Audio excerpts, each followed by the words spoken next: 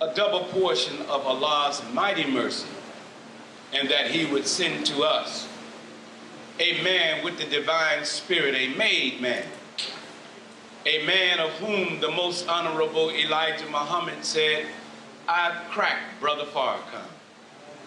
And in him, I know that Allah will help me to get all of my people."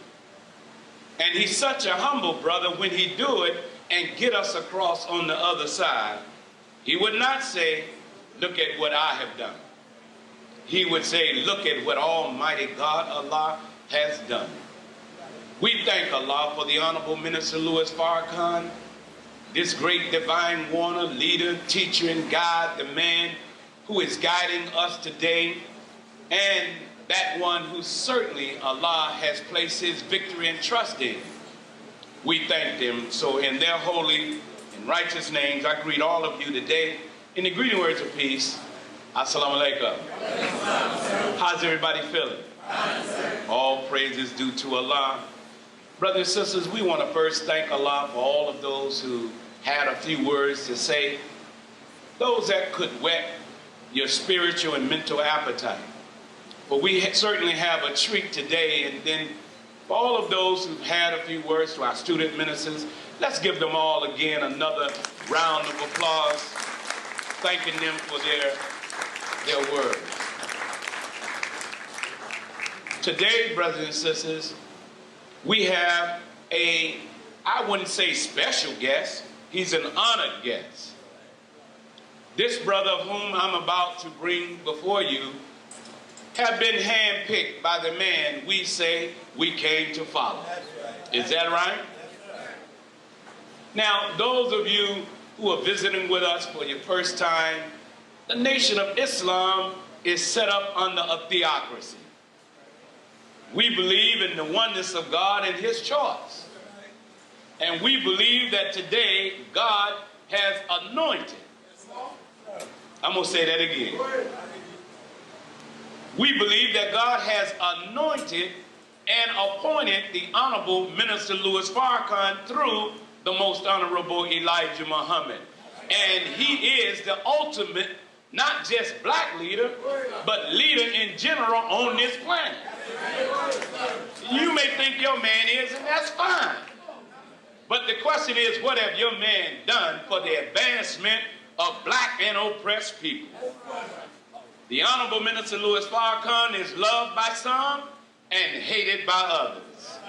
But we thank God for that man, because he is a Jesus type in our midst and has chosen certain disciples that they would help him with an aspect of his awesome mission. In fact, every member of the Nation of Islam, whether you realize it or not, you are a helper and a disciple. Don't think little of yourself. Think much of yourself, because we got to get all 17 million or more to the God. Is that right? I'm happy today because we have a doctor in the house.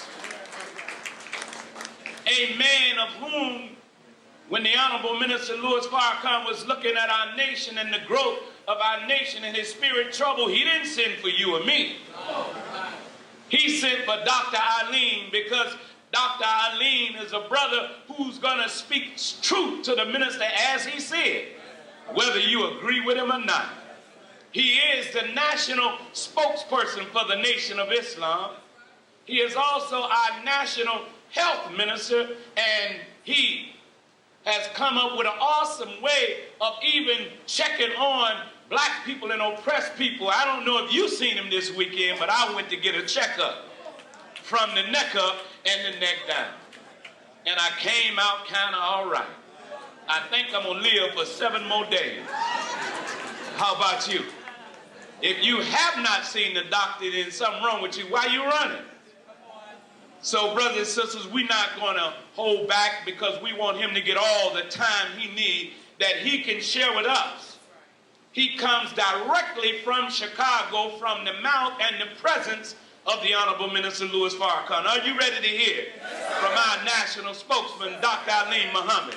Are you ready to hear from our national health minister, a man who sent all over the world to check up on black and oppressed people. Then bring him on with a Los Angeles area rousing round of applause. Bring to this microphone our national spokesperson, Dr. Alim Muhammad. Bring him on.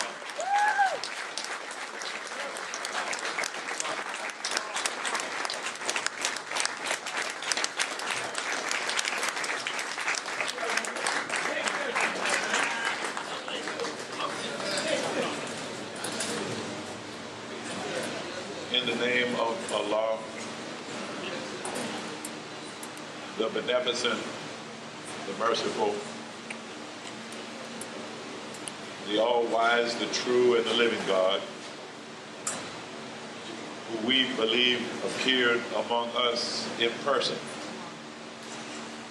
We thank him for coming in person because otherwise we would not have accepted him. And we would have remained in the state of mental death that our enemies had placed us in. So Allah showed up in person.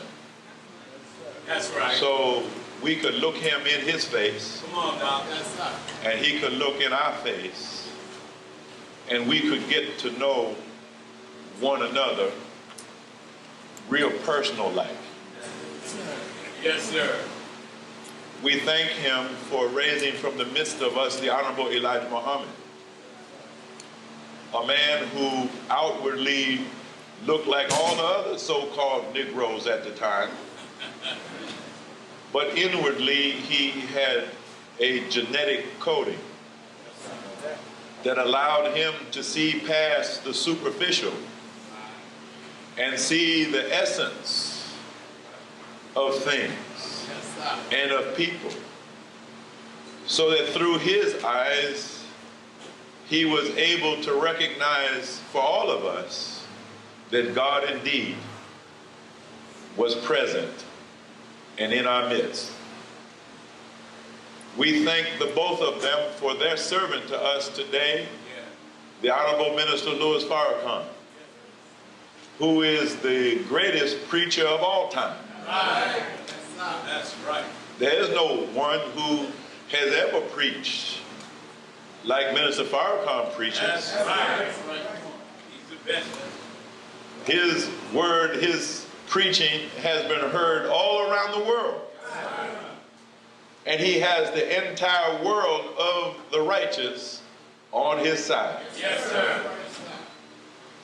So we thank the three of them, and we thank righteous men and women everywhere. We offer this morning the greetings of peace. We say it in the Arabic. Assalamu alaikum. So how's everyone feeling this morning?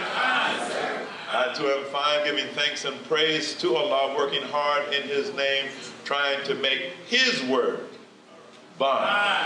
That's right. I had to change that up. For years, I've been going around saying, working hard in the name of Allah, trying to make my word my bond, which is a good saying. We should be striving with all our might to make our word bond. But even if I made my word bond, my word is so little, it wouldn't amount to nothing. But if we make his word bond, if we make the word of Master Farad Muhammad bond, if we make the word of the Honorable Elijah Muhammad bond, if we make the word of the Honorable Minister Louis Farrakhan bond, now we are building a world. We are laying a foundation on which we can build a world and a government and a civilization. We are laying the basis of our future. Otherwise, we'll have no future. So I'm happy to be here in the great state of California. I hope this is not the day that it decides to fall off into the ocean. I always think about that when I come here. I want to thank Minister Tony Muhammad and the laborers and staff of Muhammad's Mosque number 27 in the Western region for the kind invitation to me and my wife and son. We're here primarily on a medical mission. Right. And of course, I don't see Brother Carl right now, but without his able assistance and organizing efforts, doing the phone work to line up the appointments, our visit would not have been successful. So we're very, very thankful and grateful. All praise is due to Allah. And the sisters and brothers who have labored to feed us, to give us the kind of physical food that we need in order to sustain our visit and to sustain our work. Yes, sir. So I thought we were having some technical difficulties, but I see Brother Eric and Brother Lemuel, they have worked it out. So, okay, I don't know what to do, brother. Which one do I put?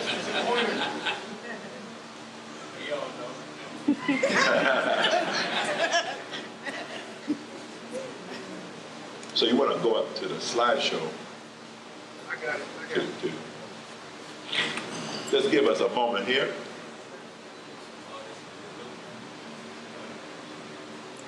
We want to talk on a topic that I think is relevant. The 9 ministries and the ideal mosque. I had a little debate with myself about that topic. You can't have an ideal mosque without the 9 ministries. We've had a mosque for 70-some years, but you can't say it's ideal. You just had a mosque. Right. Like where we're meeting today. You can call this a mosque meeting if you want to. You wouldn't be wrong. But you would be wrong if you said this is ideal. Right. Right. Go ahead. Wouldn't you be wrong if you said this was ideal? Or you'd be crazy. If you think that this is the best that it could possibly be, you crazy. Right. Or you just massively uninformed. Right.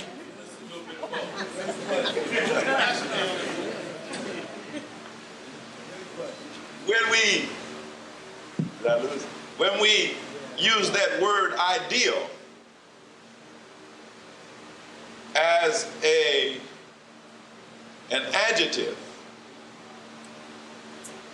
to describe something or someone, then we're talking about the perfected state of that thing or person. Right. When something is ideal, then it means all defects have been removed. All imperfections, all limitations are gone. And you have something in its fullest state of development. It has reached its ultimate.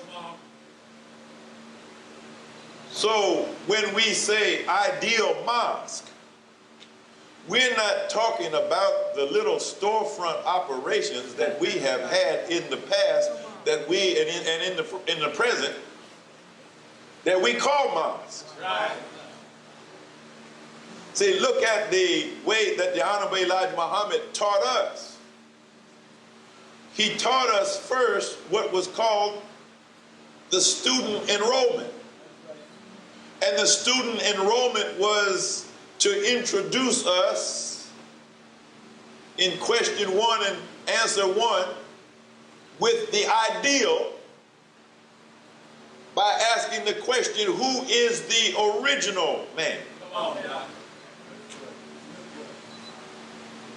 The original man is the Asiatic black man, the maker, the owner, the cream of the planet Earth, the God of the universe. Right.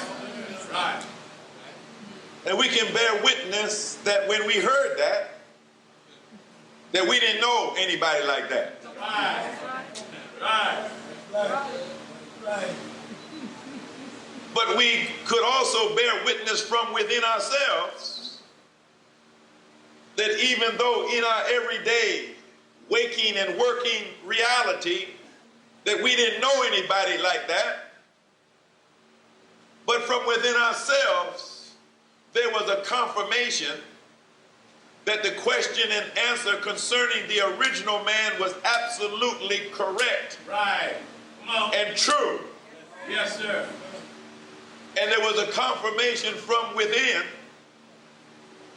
coming from the deepest recesses of our being, that somehow we were connected to that original man.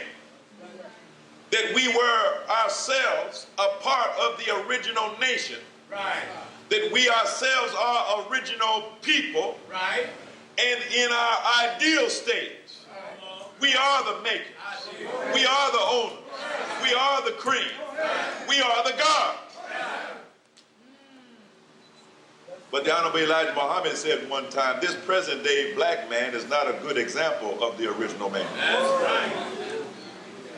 And this is where some of the confusion and trouble came in, where you hear the teachings of the original man in the ideal state, but then you got to walk outside and see the original man in his current state. Or go back home and see yourself in your current state. That's right. Or recognize your current limitations, that you may not be making nothing. You may not own nothing. You may not be rising to the top of anything like cream rises. And try as you might, straining with all of your might, somehow or other you just can't see no godliness at all. See, so now that creates a dichotomy in our thinking. Another way of saying it is that creates a dialogue within self. Yes, sir.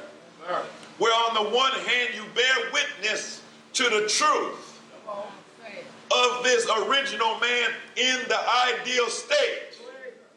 But on the other hand, you got to deal with the everyday reality of your life as it is. And that is not ideal at all. And so it sets up in your own consciousness, in your own mind, a dialogue where you're constantly comparing and analyzing and critiquing your own existence, your own life, the pattern of your own thought, your moral development or lack thereof. You're comparing yourself the way you are with the way you should be. Go ahead. See, it does us a lot of good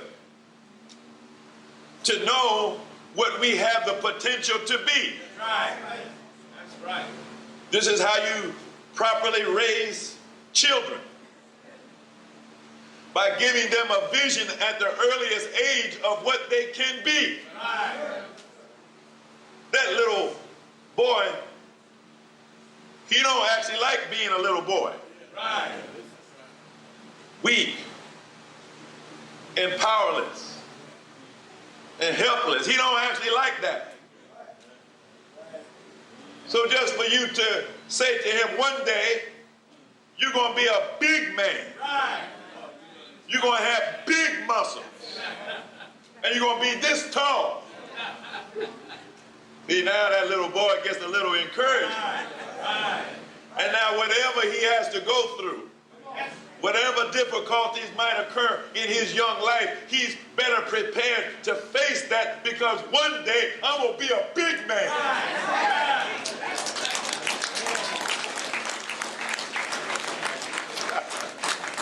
That's the proper way to educate students.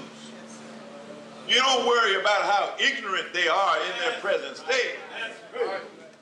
All students start out ignorant, don't know nothing about nothing. Don't know the A, the B, or the C. but you encourage them and you show them how far knowledge goes and how far it extends. I remember when I was in first grade and ran into an older child that was in the 6th grade. Man, that was big. Because I was struggling in the 1st grade. And here's somebody already in the 6th grade. And then he told me something I hadn't even thought about, never heard before. He said that you had to stay in school till you got to the 12th grade. I said, wow. That was big. And so then I knew I had to be in this school environment, in this mindset of a student, willing to learn and apply myself to my lessons. I knew it wasn't going to be over real soon. Yes, sir. 12 years. And then after I completed 12 years, then there's college. And then when I completed college, then there's medical school. And then when medical school is over, now there's residency training, postgraduate study. And then when you complete all that, now you're ready to start practicing medicine. Because you still don't know enough to actually live up to the ideal that is in medicine. Yes, sir. The ideal that is in medicine, and it applies to every profession, is to be able to engage in a useful activity of service to humanity, that you improve life for those whom you serve. And in medicine, it would be the ideal to be able to handle any illness, any disability, any disease, any sickness. To be fearless and courageous in the face of any kind of health emergency. And whatever the question or the need is, the answer to it is right at hand. Yes, sir. Well, when you just finish your training, you're not in that state. Right. I imagine in the law profession, when you come out of law school, the ideal is that you are going to administer justice. You're going to see to it that justice is done in the society and you win every case. Right, right. But then you knock up against the hard reality of the world as it is. Yes, sir. And then you have to, again, engage in that internal dialogue, because you got to reconcile between the ideal and the actual. Yes, sir. Sometimes we can imagine, just because that's the kind of beings that we are, we have the ability to imagine all kinds of things. Yes, sir. You can just create a whole world inside your head. That's real. Yes, sir. And you can see yourself doing all kinds of things. Yes, sir. Saw a little girl last night in Long Beach. She was standing in front of the mirror. I know she wasn't no more than 2 years old. She was standing in front of the mirror like this. And I said, oh, you got some muscles. Her mother said, no, she's flying. See, in her mind, she's flying.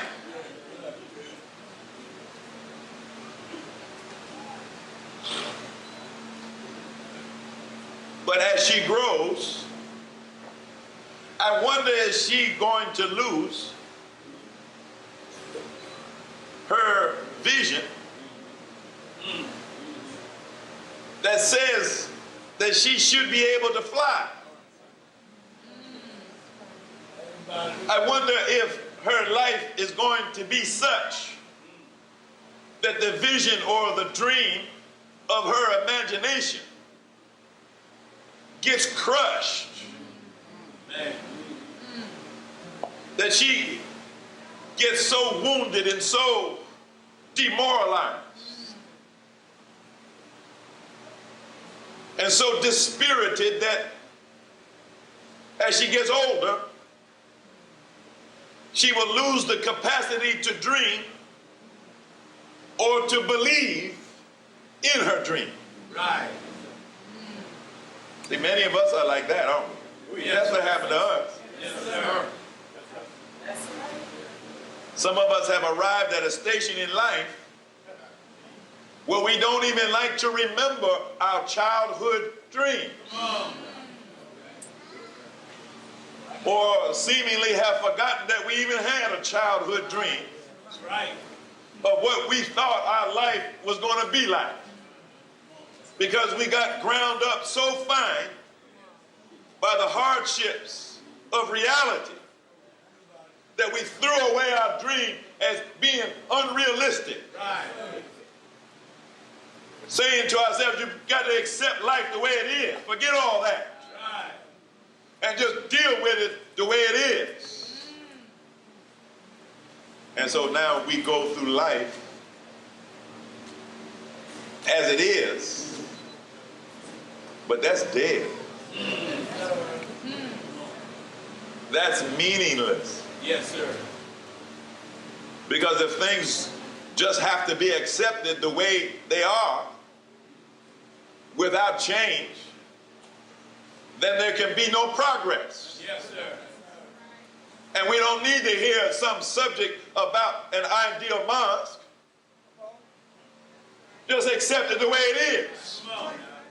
Come on now. Hey, come on. Don't lift your head up. Don't lift your vision up beyond what is. Just deal with what is. See, this is what is wrong with a lot of our famous and important artists today. Some of the rappers Yes, sir. and others, that when they hear criticism of their rap, their response is to say, it's just a reflection of the way it is. Right. This is real. Yeah, that might be so. But if that's all you could do, then you ain't no real artist. Right. That's right. If all you can do is reflect back to the people what they already know and what they already experience, you are not an artist. And you are not living up to the standard, the ideal standard of what art and culture is all about. Art and culture is not about just a mere reflection of what is. All I need for that is a mirror. All I need for that is a camera. Right. All I need for that is a tape recorder to record what is. But the purpose and meaning of art and culture is to produce a vision in the minds of people of what could be, what should be. It should not be a vision of the ordinary, of the everyday. It shouldn't be that which takes me down. But after I experience the art, whether it's musical or visual, whether it's dance, whatever the art form might be, having experienced it, it should uplift me and make me a better person after the experience than I was before the experience.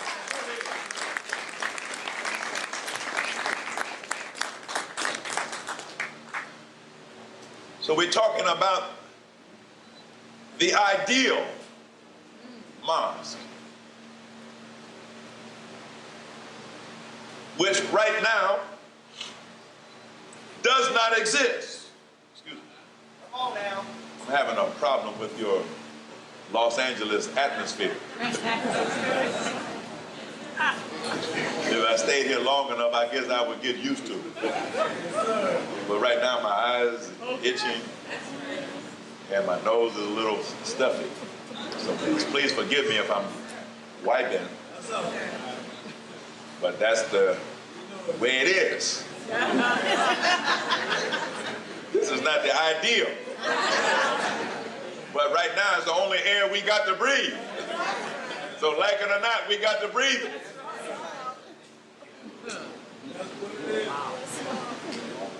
So like it or not, this is the only mosque we got.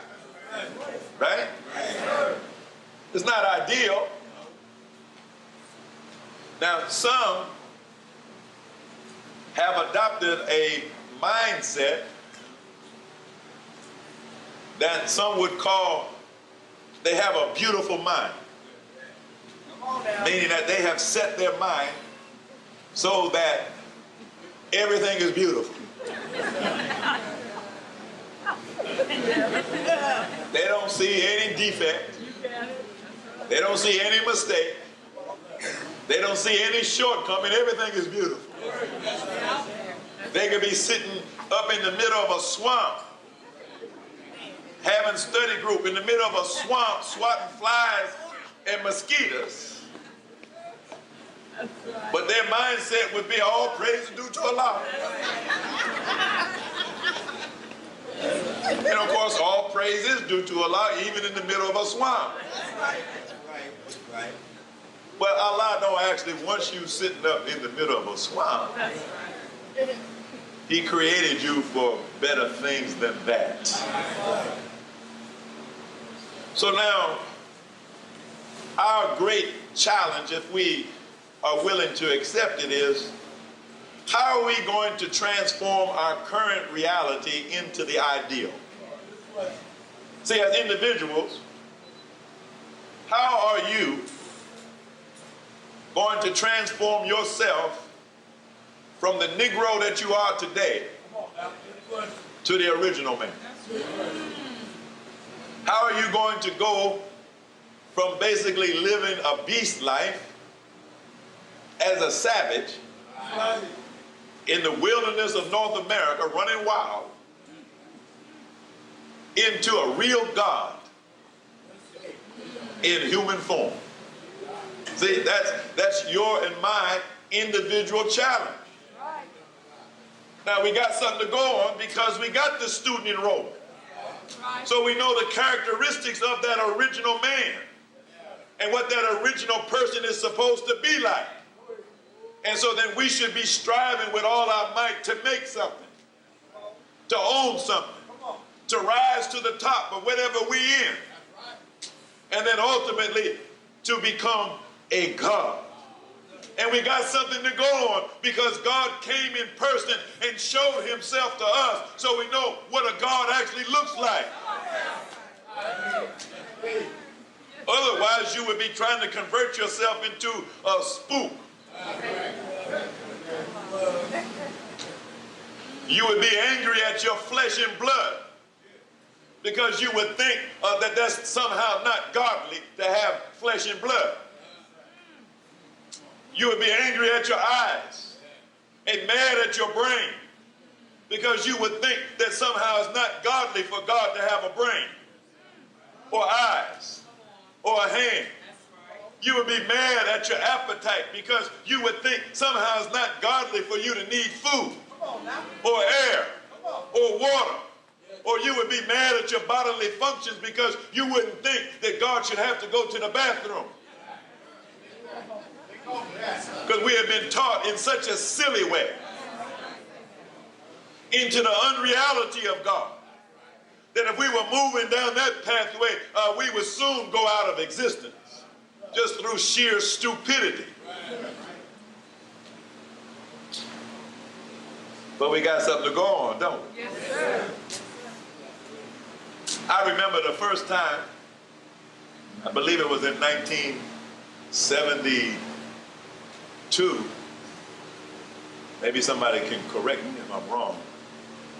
When the Honorable Elijah Muhammad was on television think it may have been the first time he was on national television. I think it was a PBS show.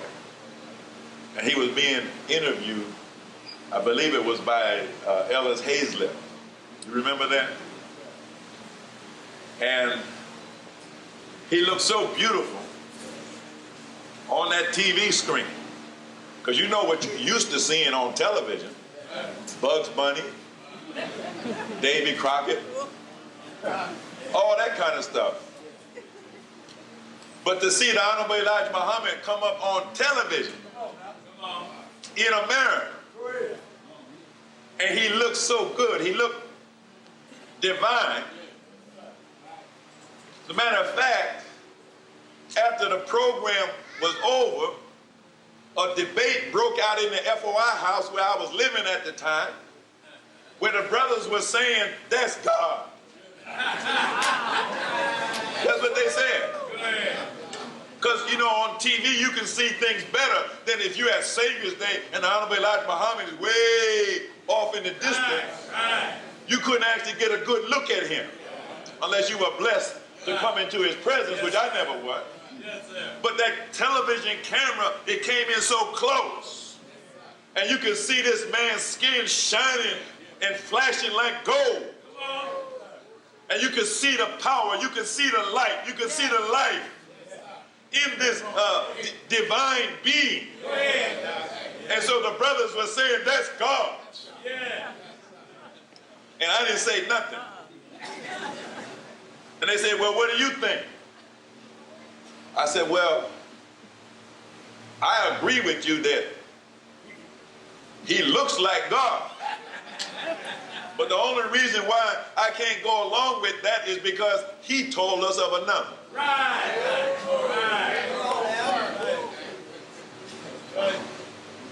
But my point is that the Honorable Elijah Muhammad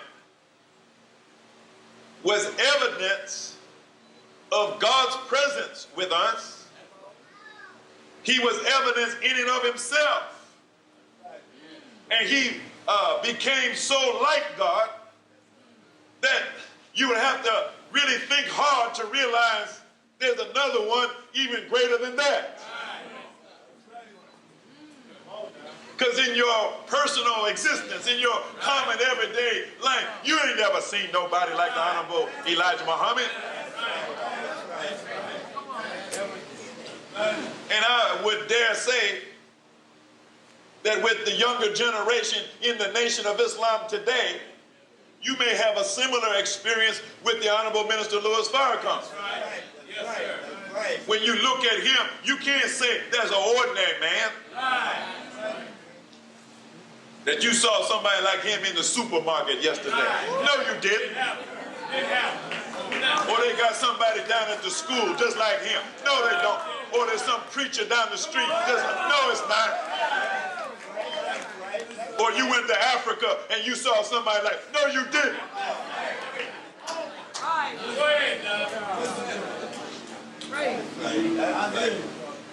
What you're looking at is unique.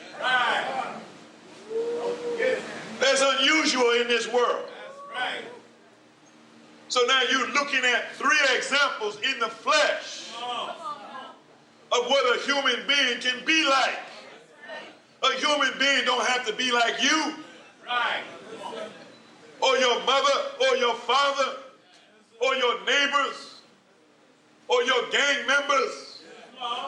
A human being can be like that, can be like a dog, can be like a savage, can be ignorant, can be mentally dead. Yes, sir. But now we have a choice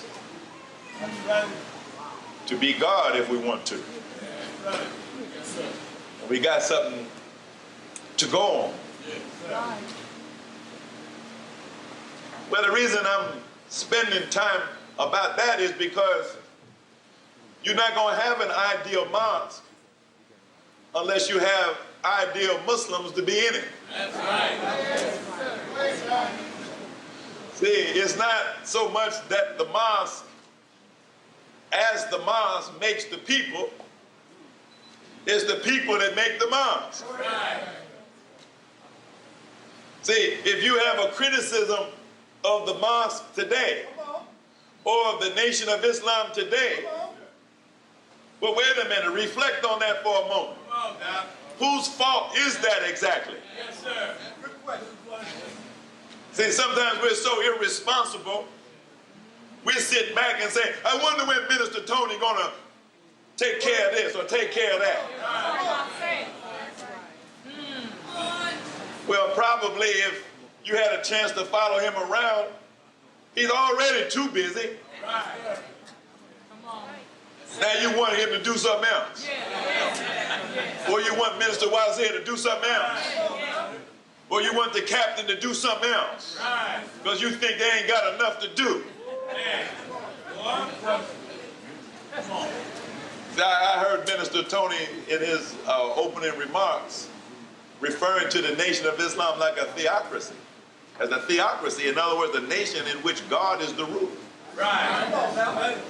So the minister was talking about that one time, and he was just having a good laugh about it. Right. He said, brother, is that incense I smell? Yes, sir. Could you get rid of that, please? Otherwise, I'm going to be sneezing up here in a minute. He was having a good laugh. He said, you know, brother, sometimes I teach about the Nation of Islam being a theocracy. And he said, you know, brother, what the average believer is thinking about when I say that? He said, brother, they're thinking that a theocracy is a government where God has to do everything. Right. And they sit back and do nothing. Come on. And watch God work. Right.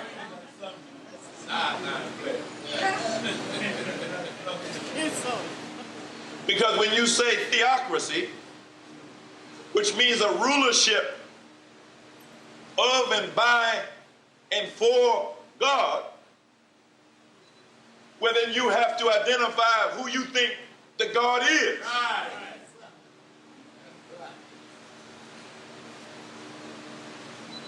So if we identify Master Farad Muhammad as the God only, right, then he got to do all the work. Come on. Come on. If you include Master Farad Muhammad and his second self, the Honorable Elijah Muhammad, then those two got to do all the work. Right. Or if you got some concept of the Holy Trinity,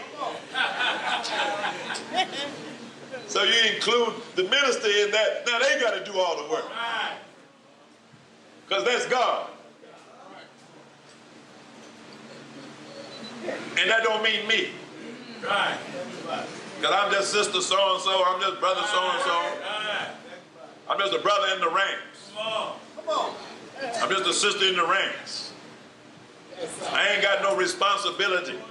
I ain't got nothing to do. Don't put me in that category of divine. See, that's where we are right now. Where we are to be a nation of gods. But right now, most of the gods don't recognize that there are gods. Right. And they do not accept the responsibility for being a God. Come on. Right. See, that's the number one resistance that you get when you actually teach the reality of God to people, the ones that don't want to hear that. Right. See, what they're really saying is, I don't want to know that I am God because then I got too much responsibility. Right.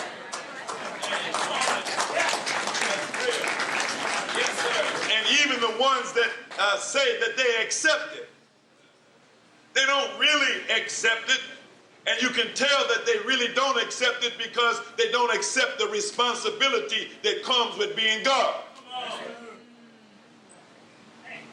They're waiting for someone else to make something happen. Yes, sir. But if you are God, then you understand you are the one that makes things happen. Right. God, that's good teaching. Good. See, what would God look like looking over, see, I wonder who's going to make the sun come up. That happened to me one time with that little clicker he had. What city was I in Detroit or somewhere. I'm waiting for the slide to change, and I got the clicker in my hand. And I'm getting frustrated. Why don't the slide change? Change the slide. Brother, you got the remote, brother. Oh. See, that's us. You got the remote. You frustrated and upset because you don't like the way things are. It's not ideal. And you looking around at some other God, wondering why he don't do something. No, why don't you look at yourself? Why don't you do something?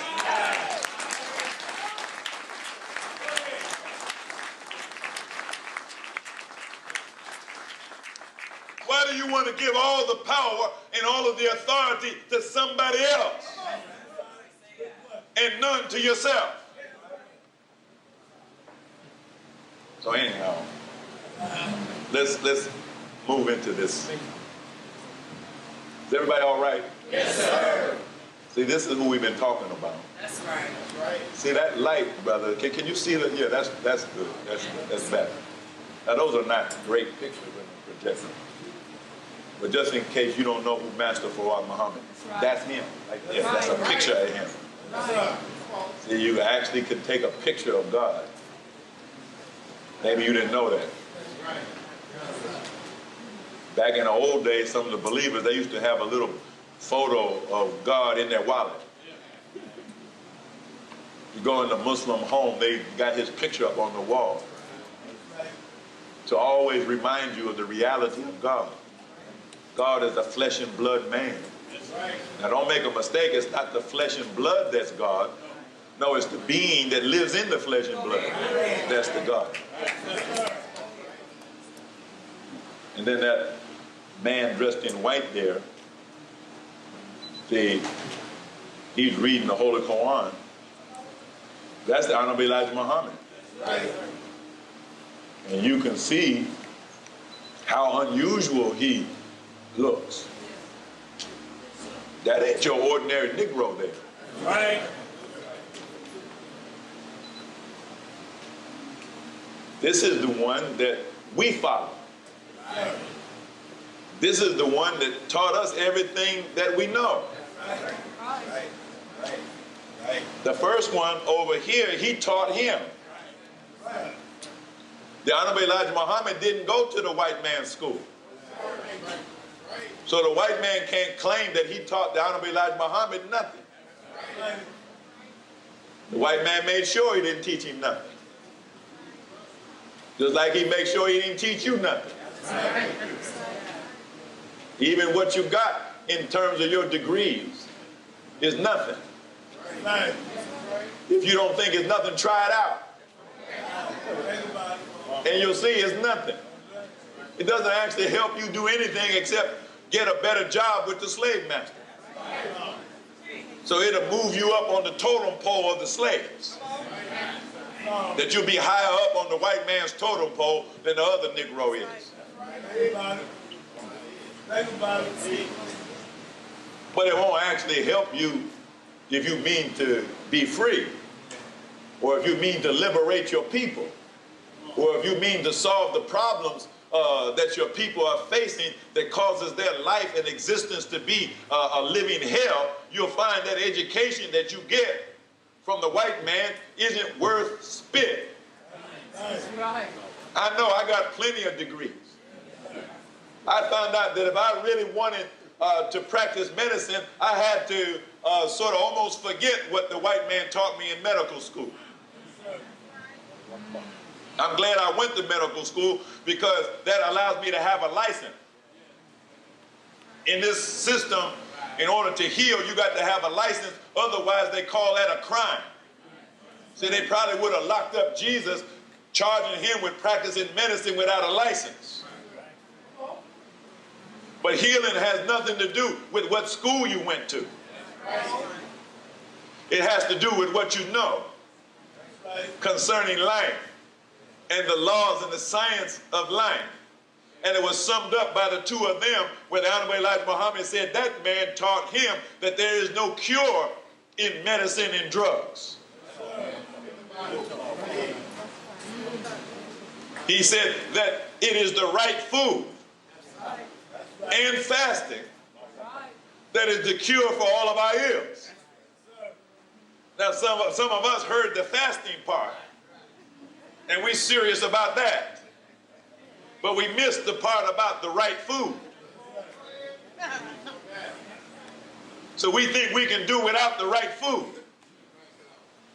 and just do the fasting. But no, you got to have the right food. But in order to get the right food, you got to come out of the white man's kitchen. See, look at us. We're in the white man's supermarket reading labels, searching among what the devil got in his supermarket for the right food. Going in the devil's market, seeing if the devil got something right in there. Well, what would actually make you think that the devil has something right? Anywhere. Anything he got is wrong, including his food. That ain't the right food. They don't have no right food in there. You would need to be a right man in order to make the right food. So you got to do that for yourself, God.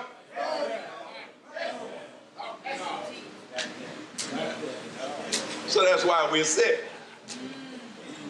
Not because what Master Farad Muhammad taught his messenger is wrong. No, we heard it wrong. We got it wrong, and we're too doggone lazy to actually do what is in those teachings. Do you know what it would require of us to have the right food on our dinner table? Do you think that's a fast food situation? Do you think the devil got that in some box marked instant?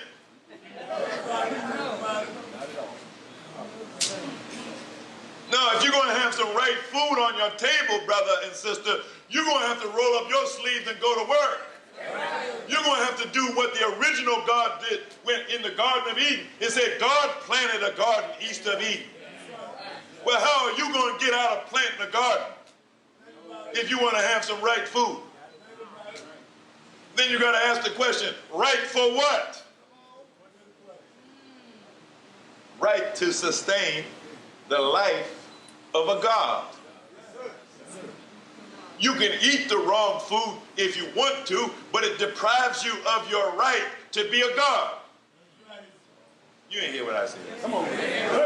You're trying to be a God eating the wrong food. The lesson teaches us that the reason that you are full of fear is because the devil taught you to eat the wrong food.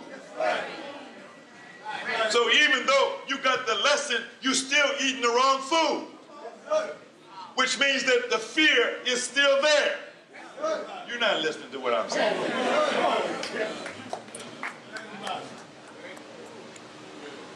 Can you imagine a scared God? No, if there's fear there, then that can't be God. See, that's why you don't manifest godliness altogether in your life, is because fear is still there. You're still eating the wrong food. And you think that Master Farad Muhammad and his messenger didn't know what they were talking about. If you don't eat the food that a God is supposed to eat, you can't be God.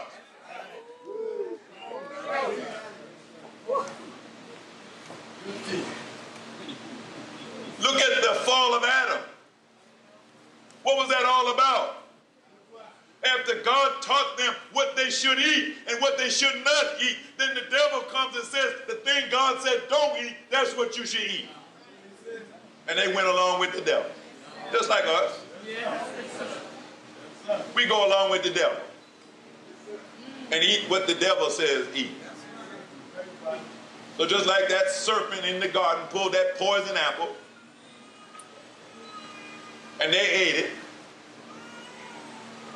That's what we do. We go to, I don't know, what kind of food stores you got out here? Whatever it is, y'all know what they are. You know the name of the devil that's feeding you. They got poison apples and oranges, poison vegetables. You claim you're a vegetarian. Eating poison vegetables, claiming you're a vegetarian. So I don't want to dwell too much on that one point. But how could you or I become the ideal person that is needed to inhabit the ideal mosque?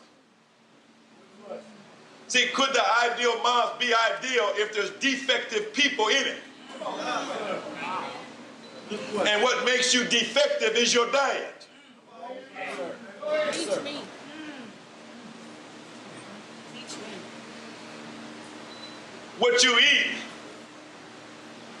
is what gives you the ability to do what you need to do. How can you think that you're going to be able to do the right thing eating the wrong thing? If you want to do the right thing, you got to eat the right thing, so that you can become a right person. You can't stay a wrong person and do the right thing.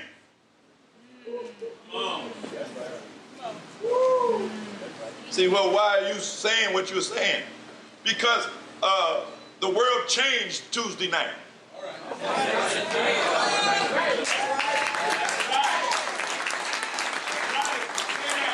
All praise be to Allah. See, we got ministry work to do now. Now, with all due respect to everybody, do you think that you and I, the way we are right now, can do this work? Just in case you're perplexed about it, let me tell you straight out, no. You can talk all the ministry talk you want to talk. You can preach all you want to about this, that, and the other. But when it comes right down to being able to do it, not talk it, do it, in your present condition, both physically and mentally, you can't do it. Go ahead. It's almost like what it takes or what it means to condition an athlete to be able to box 12 rounds or to be able to run a marathon. Yes, sir. See, that ain't something that you sitting there right now that you think you could do. Right. Or maybe you do think you could box 12 rounds. Right.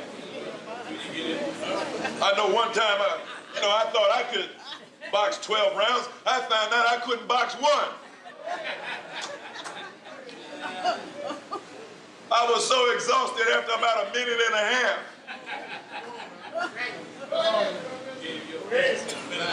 I was doing good for that first minute and a half. But that second minute and a half in the first round, man, I took a beating. It seemed like time stretched out. It seemed like that man was beating me for about an hour. Because I wasn't in condition. That's all I'm trying to say. Yes, sir.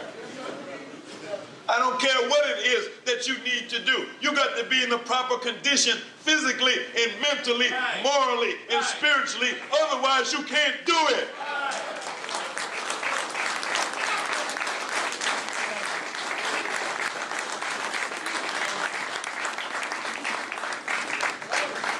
So that's what this lecture is all about.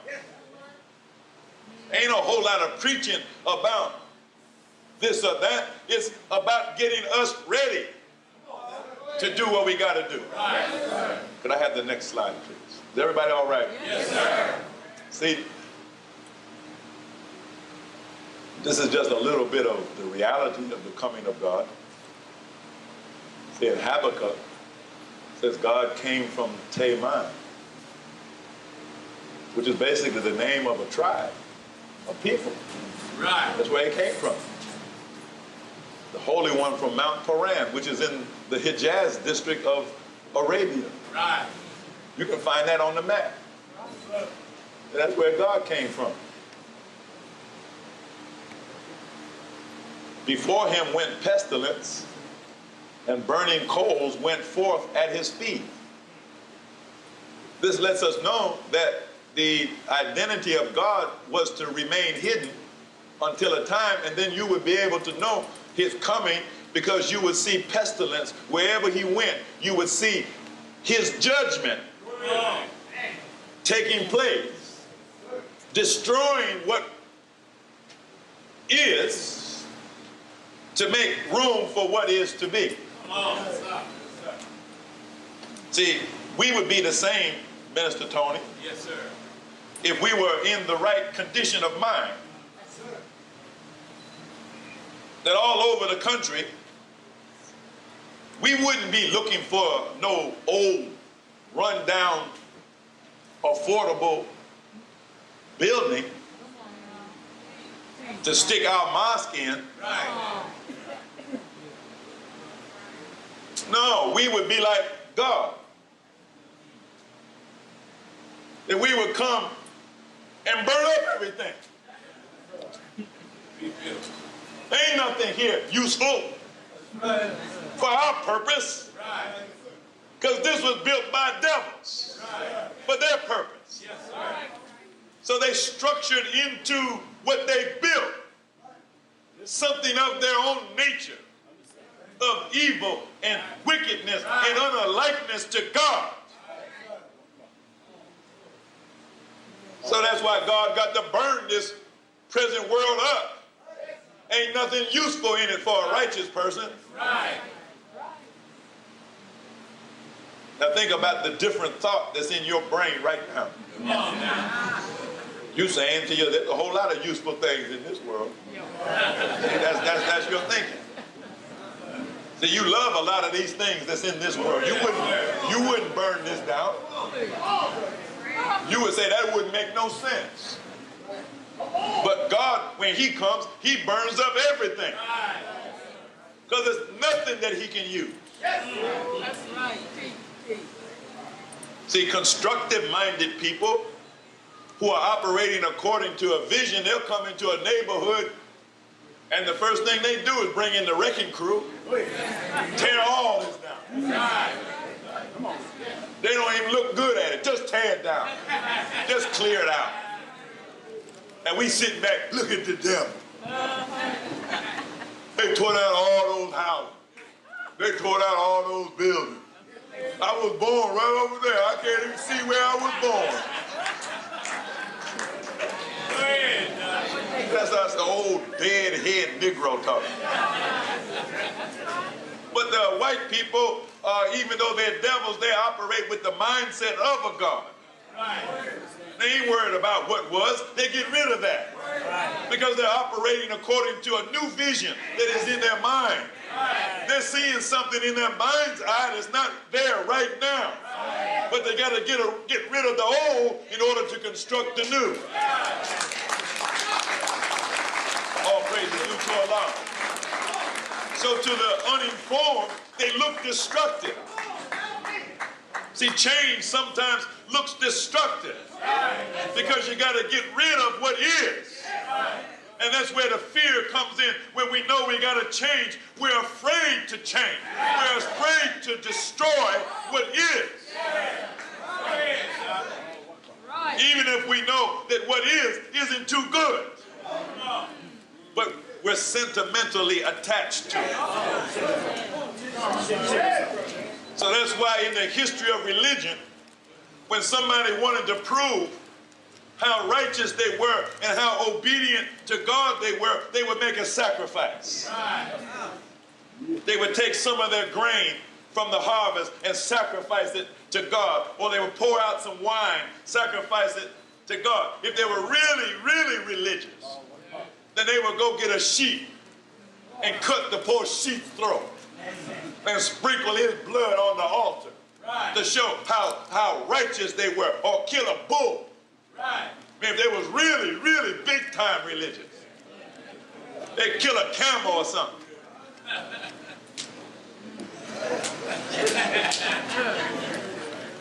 But all those sacrifices are just symbolic.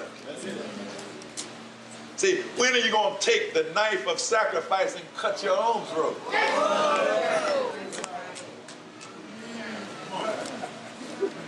Kill the old person. Kill the Negro. Kill the nigger. Kill that slave of the white man. Kill that slave mentality, that slave heart, that slave way of life. Draw the knife across that throat. Yes, sir. That's the sacrifice. That would really prove your faith, wouldn't it? Right. Because a man or a woman that would be willing to sacrifice self, let the old life die, that would have to be a man or woman who was convinced of a better life on the other side. See, that's the real life after death. Let the old life die. And then let it be resurrected. Let it be reborn. Yes, sir. Into a new existence. So that you become a man and woman qualified to inhabit heaven. Can I have the next slide? See, this is the Kaaba in Mecca. This is where God was born. This is where Master Farad Muhammad was born. Yes, sir. But he left that. Yes, sir. The devil said he's going to blow it up. This is what George W. Bush told the Muslim world. That we have another terrorist attack. We're going to bomb the Kaaba. This guy running for president, Tancredo, I think his name is. That's what he said just last week. Yes, sir. That if he becomes president, the first thing he would do is bomb Medina and Mecca. Yes, sir. There's some hadith where Prophet Muhammad said that the Kaaba would be destroyed. Well, we just finished talking about seeming destruction.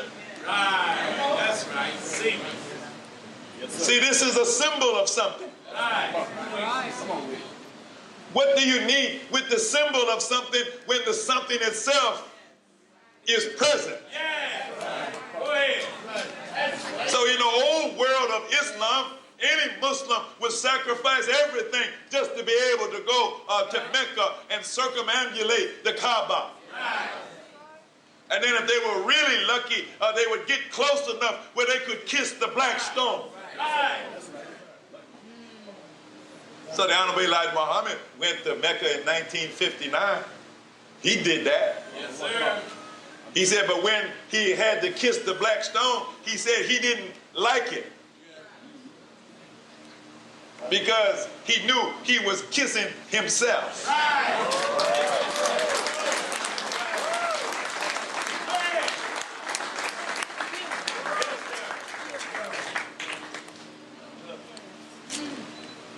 See, that's just a stone.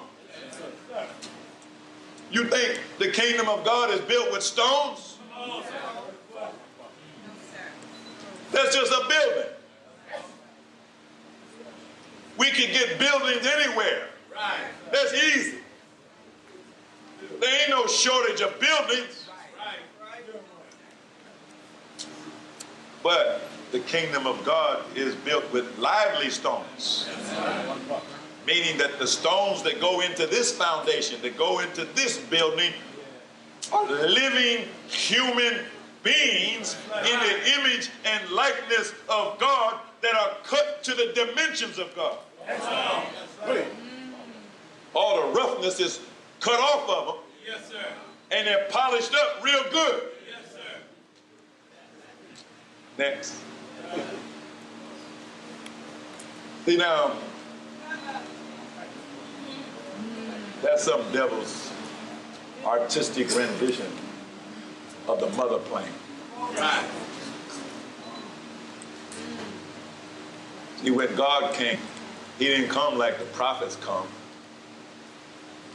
See, when the prophets come, they're mild and meek. They're preaching to worldly people. I think y'all should behave. Why don't y'all straighten up? God told me. And they usually end up getting crucified, lynched, because after a while the wicked get tired of hearing all that preaching. Right. Yeah, they want to gamble and engage in all kinds of licentiousness and evil. Here's this cat over here preaching about what God said. So then they usually just gather him up and lynch him.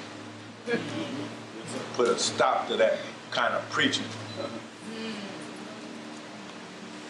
But now when he comes, see, when God himself comes, Yeah. he ain't coming like that. That's right. See how wise he is? He launched the mother of planes before he came. Right. That's right. The day that he launched the mother of planes, and some say, well, what's the mother of planes? Oh, it's a man-made planet. Right. It's a weapon of destruction to destroy the current world. Yes, sir. God ain't fooling. He didn't come to negotiate. Right. Could you imagine God sitting down at the negotiating table with Bush? What's there to negotiate?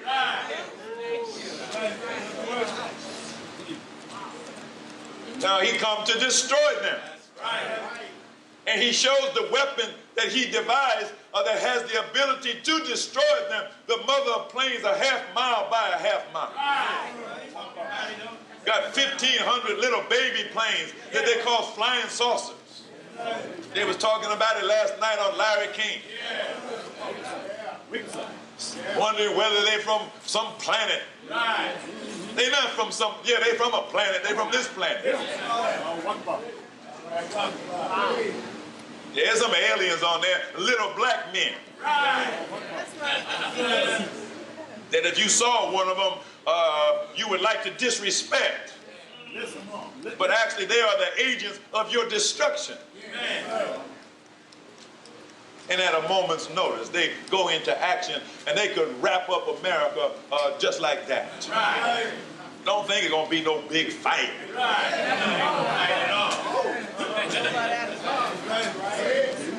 But we got Master Farad Muhammad and 7 of the major scientists on our side, plus the mother plane and the baby plane. So the Honorable Elijah Muhammad said one time that America is like a little mouse in between 7 hungry cats. Ain't a meal for even one cat. Go ahead. So ain't no problem taking America down. As you can see, she can't even handle the little business over there in Iraq. Them little misguided Muslims over in Iraq and Afghanistan. Half of them can't read and write. She can't handle them. Now what about the Lord of the world? Yes, sir. So when he launched the mother of planes, then the stock market fell. They call that Black Monday.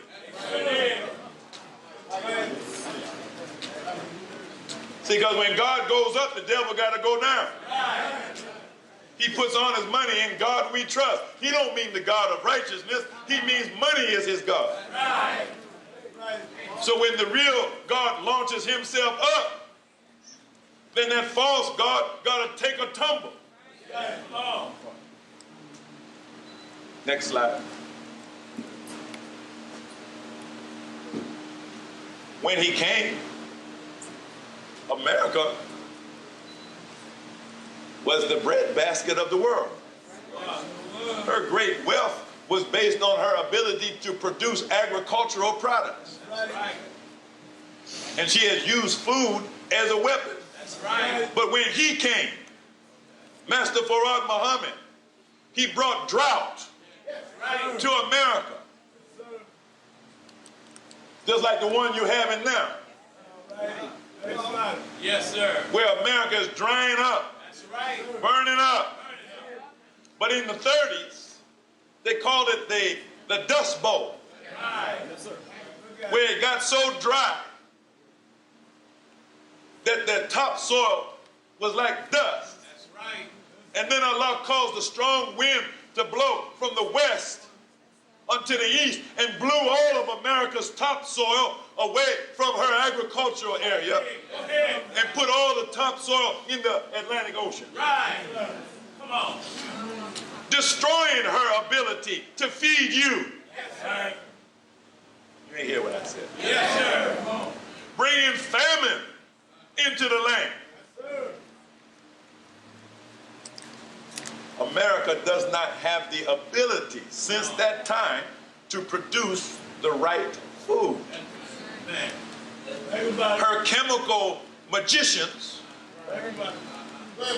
said we can use chemicals to trick the plants Right. into growing, even though a plant is not supposed to grow according to chemicals. A plant is supposed to have its root in topsoil that is full of minerals and other nutrients, so then the plant can produce the food that it was created to produce to nourish the lives of human beings. But the devil, who is the master of technology, he figured out some chemicals that will trick the plants into growing and producing what looks like corn, what looks like wheat, that looks like apples, that looks like vegetables, but in fact it's something tricked up, grafted kind of food that does not have in it the life-sustaining qualities of real food. Yes, sir. So that's why when you look in America today, you see the physical degeneration of the people. Right. Not just of the black people, but the white people themselves. You see the physical degeneration of their bodies. Obesity, diabetes, hypertension, stroke, heart disease, arthritis, mental disorder, depression, all brought about because they are eating a devitalized food that does not have the ability to sustain human life.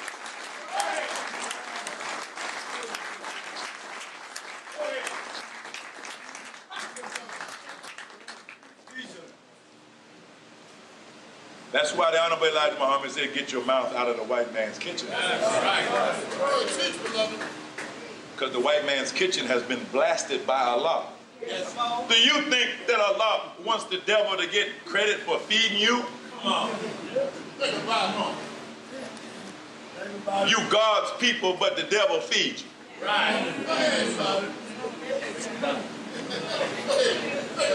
No, he destroyed his ability to feed you.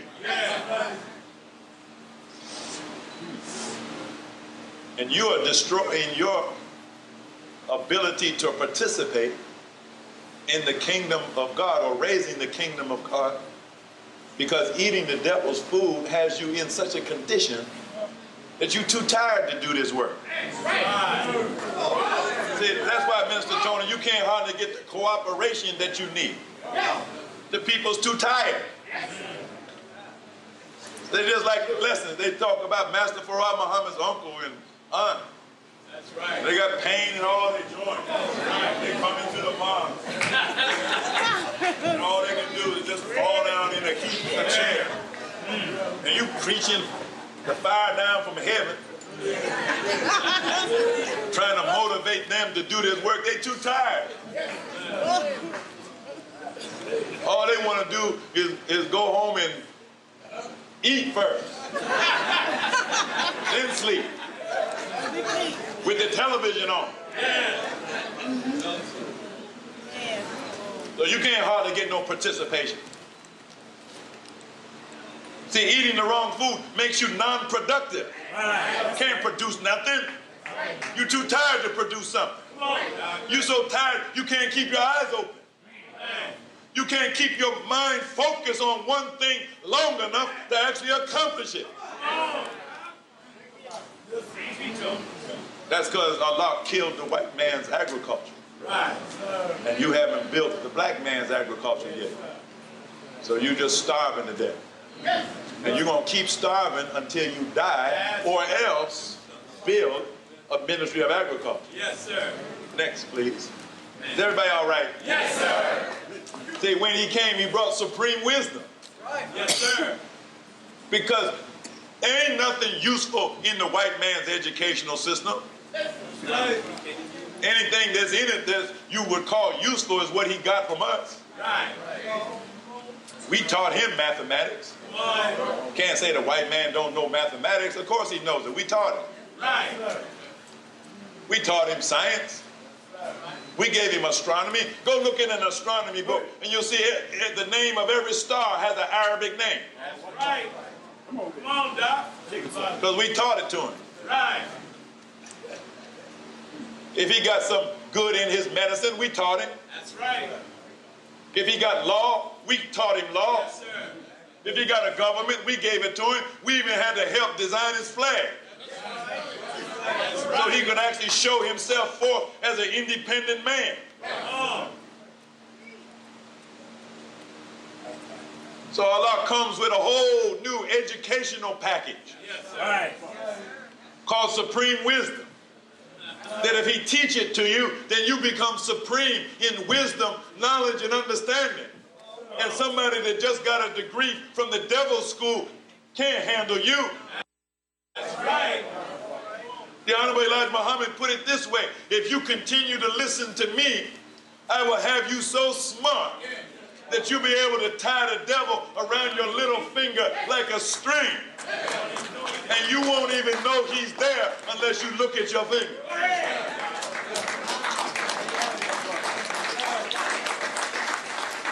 All praise is due to Allah. Don't you want to be that smart? The fact about it is, how do you know you aren't already that smart? See, you just sitting up in the mosque or sitting up in your house. We ought to call you SpongeBob Muhammad. Because you're just like a big sperm.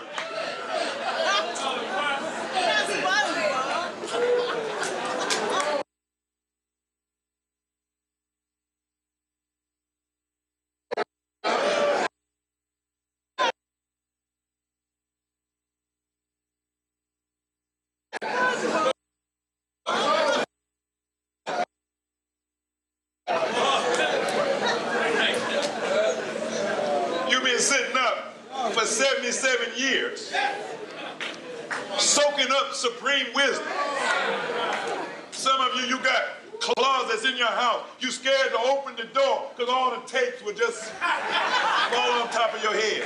You got so much wisdom. And when you look at the tapes that's up in your closet, they're all worn out. You done played them so much the label's worn off. Got them in your car. Wake up with the wisdom. Go to sleep with the wisdom. Now you mean to tell me that after all this teaching, not just by any teacher now, this is God teaching you. He came to teach you himself. And then he made the Honorable Elijah Muhammad a perfect leader, teacher, and guide. And then, fact about it, then they got Farrakhan into the act.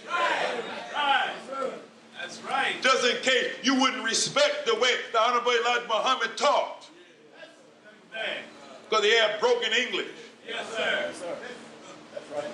So sometimes that would be an impediment to some smart, sophisticated Negro in the mud of Western civilization. You say, well, this man can't even speak the King's English.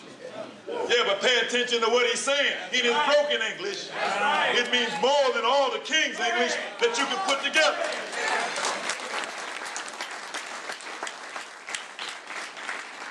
But Now, when it comes to the Honorable Minister Louis Farrakhan, what you got to say about his language? He'll whip you upside one side of your head and down the other side of your head. You come in with a head full of argument and opposition. By the time he get done with you, ain't no more opposition. You can't even remember the argument that you had against him.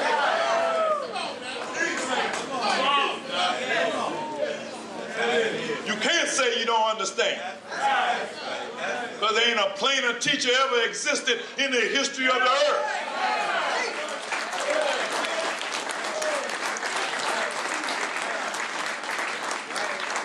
You can't claim you don't like him. Who don't like Minister Farrakhan? Because God made him the most likable person on the planet. Everybody likes Minister Farrakhan. Even the devil likes him. They're trying to figure out a way they can follow him without losing face.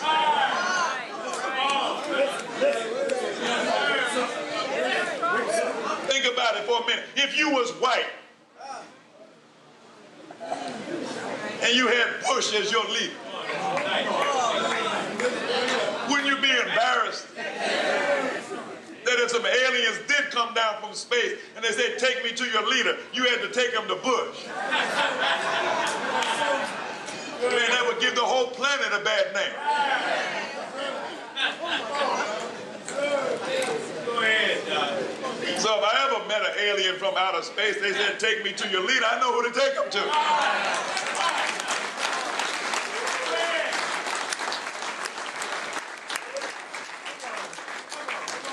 They ain't got nobody like Farrakhan in Africa. They like to make it seem like it's some big dichotomy in Islam between the black Muslims and the Orthodox Muslims. You can't even name an Orthodox Muslim leader. What leader? What leader do you know of in Mecca? The leader that was in Mecca left and came here.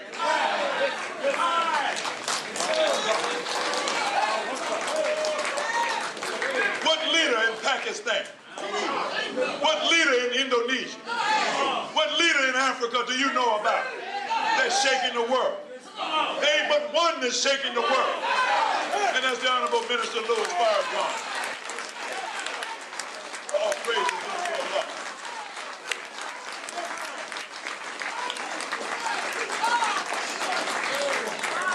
So how do you feel sitting here after 77 years of soaking up supreme wisdom, and you got to live in a city under the teachings of a devil?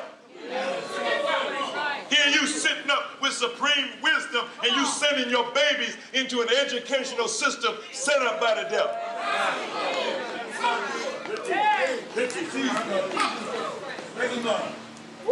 You enduring all of this misrule. They downtown in City Hall faking it like they know what to do. They don't know what to do. They don't solve none of your problems.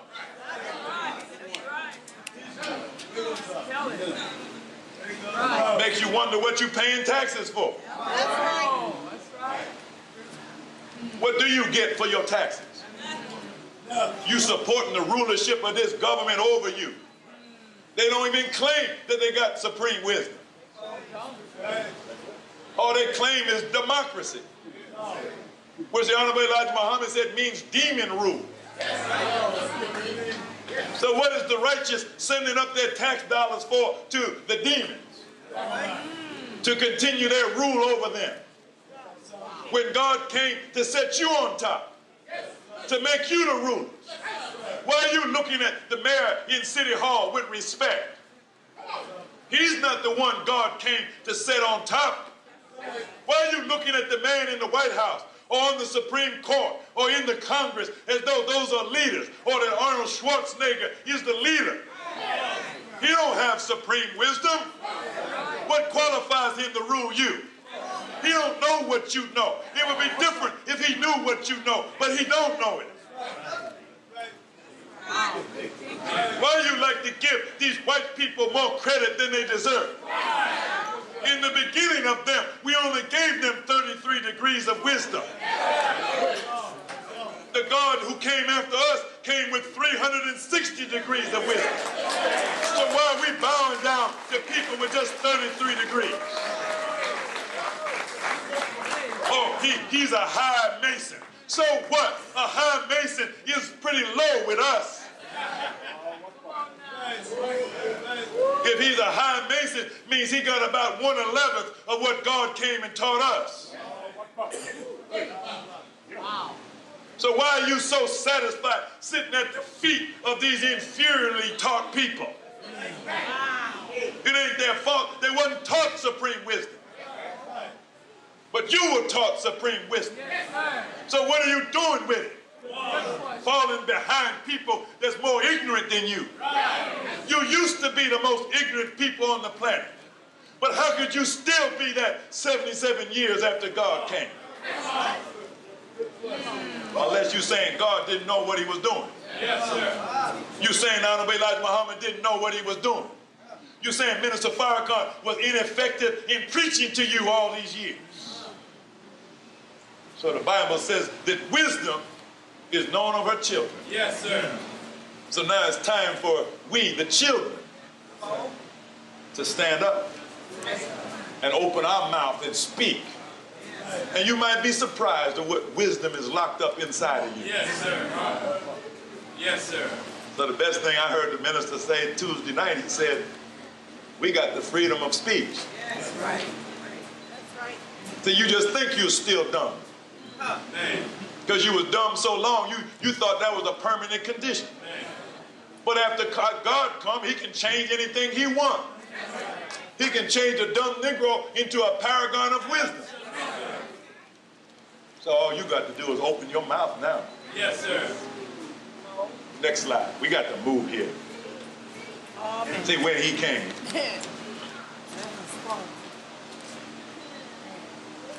America had plenty of gold. Yes, sir. Had $14 billion in gold locked up in Fort Knox, backing her money. Yes, sir. But by 1933, 3 years after Master Farad Muhammad came, Franklin Delano Roosevelt had to give up all that gold to the international bankers and file for bankruptcy. So you didn't hear what I said. Yes, sir. America has been bankrupt since 1933. Right. Keeping up a false front of prosperity. Right. Making people think that she had it like that. She ain't got nothing back in that wrinkled up dollar bill. Nothing. Nothing.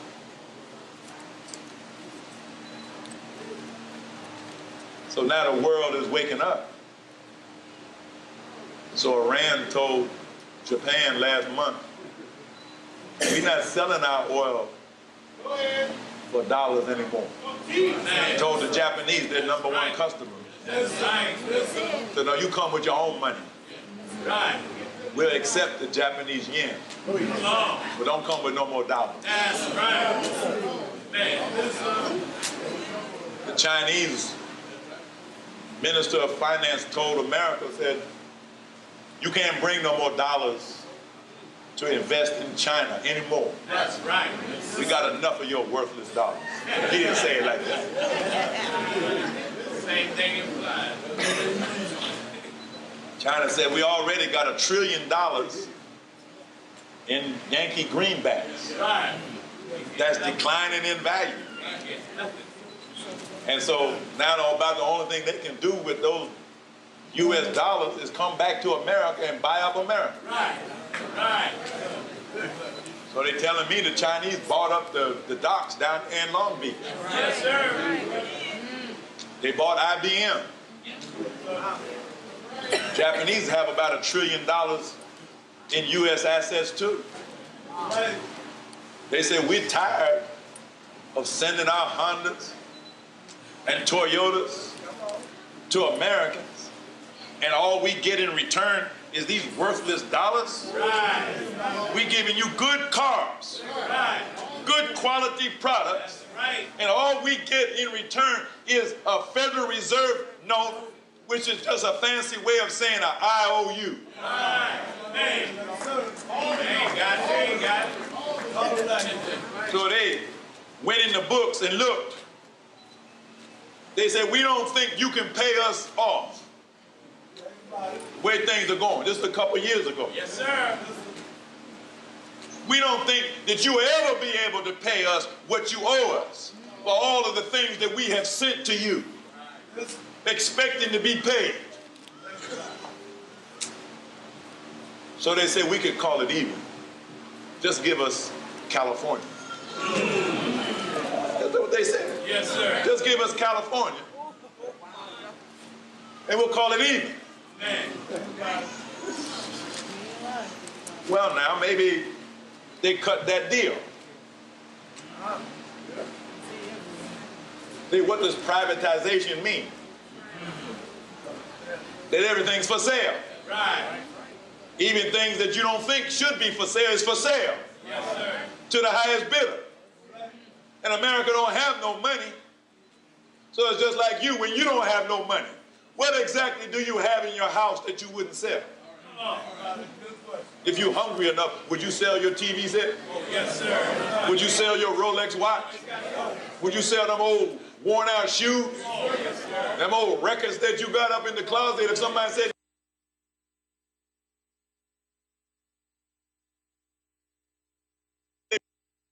wouldn't you sell them?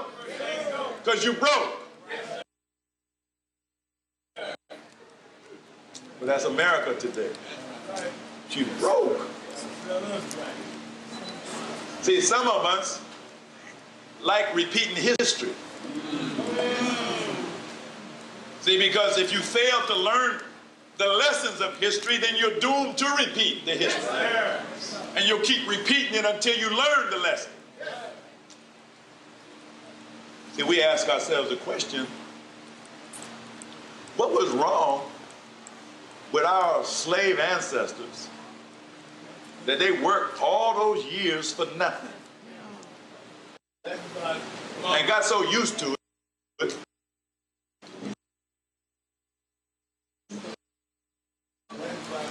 They lived their whole life, and not even one time did they go up to the big house and knock on the front door or the back door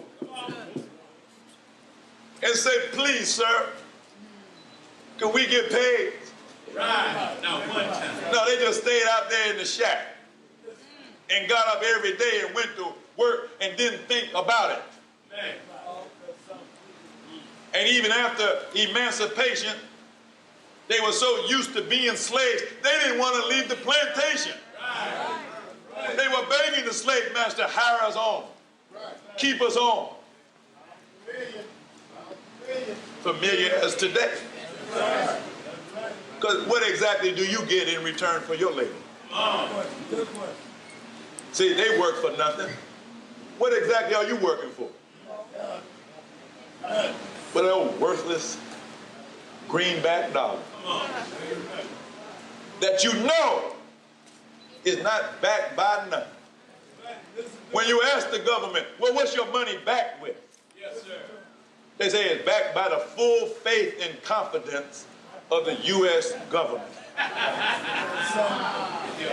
Now, maybe some old dumb African,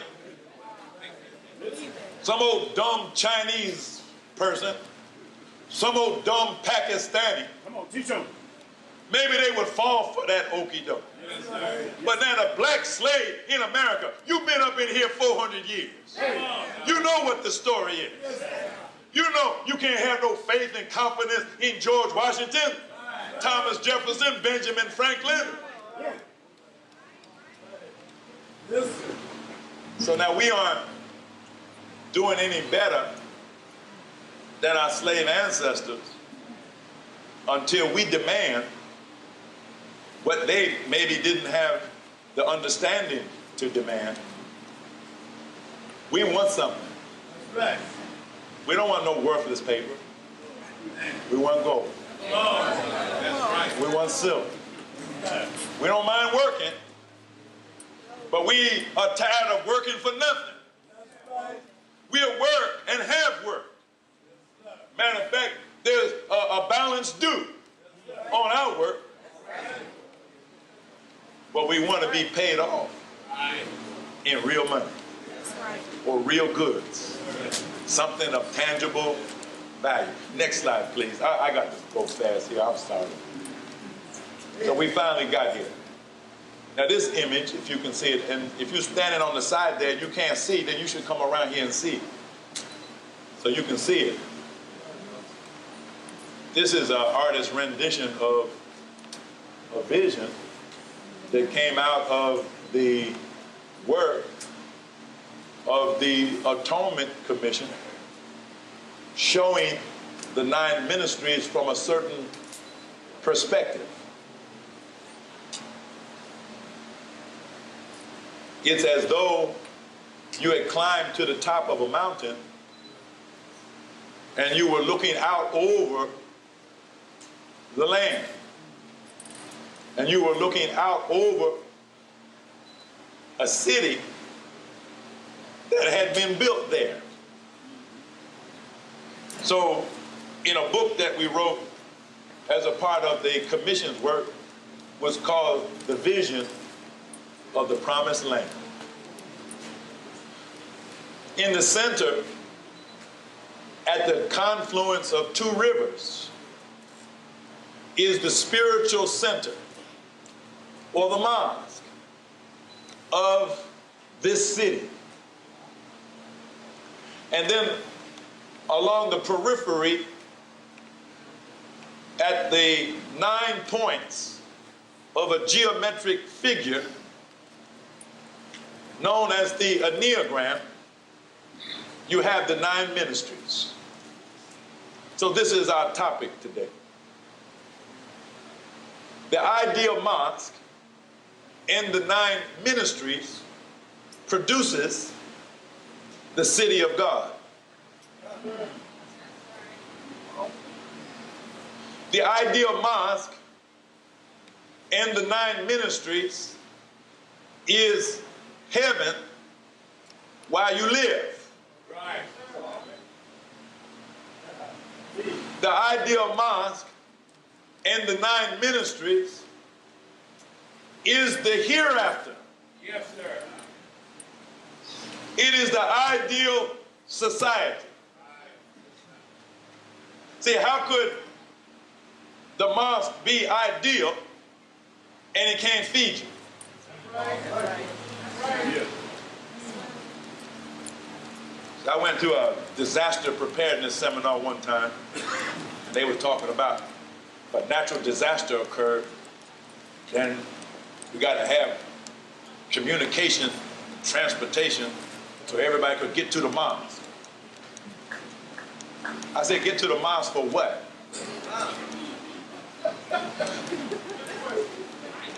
You got food in the basement? You got water? You got health care?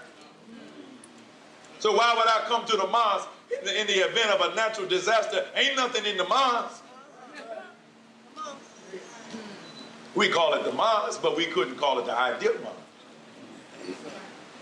See, we would have to call the mosque meeting off until the natural disaster was over. Then when the coast was clear, then we could open up the mosque again and have a mosque meeting. If all you mean by mosque is you come to the mosque and take a seat and listen to a speech. And that's what some of us mean when we say mosque.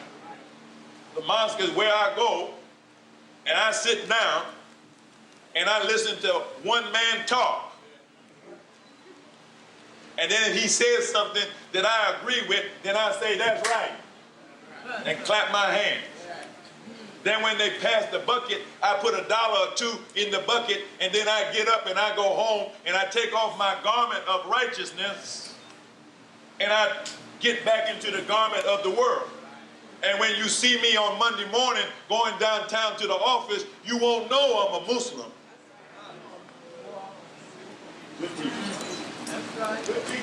Well, see, that can't be the ideal mosque then. Where you can only afford to be a part-time Muslim. And the rest of the time you got to go undercover, incognito. Or some call it incognito. See, if we had the ideal mosque, then you could afford to be a Muslim 24/7.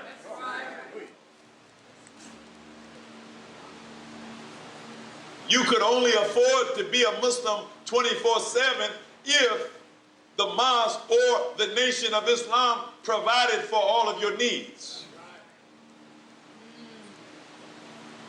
In 1995, at the political convention in St. Louis, the Honorable Minister Louis Farrakhan made this statement that is a very true statement. Every human need is a human right. Every human need is a human right means that if we are not meeting your needs, then we are violating your rights. After you have been taught that you are a God, but then not to meet the needs of a God, means that we are violating your right to be a God. And so therefore, we have to up our game, if you will, so that we start taking seriously the things that we have been taught. That Islam is not just a word. That the kingdom of God is not just a word. That what the Honorable Elijah Muhammad was teaching is not just a word. What Master Farad Muhammad came for is not just the delivery of a word. We know in the beginning is the word. And the word is with God, and the word was God. But after many days, the word has to become flesh. If all we have is a word, I can't show you a word. The word is something that is invisible and unseen. It is a vibration that occurs in the atmosphere that brings some energy to your eardrum, that begins to vibrate, and somehow your brain is able to translate that vibration in the atmosphere into some meaningful understanding. So you got about 5% of the people who will join up with you just on the basis of hearing a word. But 95% of the people, they hear the word too. They might even agree with the word, but they ain't joining up with you till they see something. That's right. That's right. That's right. Because they'll say that everything is real, brother. Now I hear what you saying and everything, you know what I'm saying?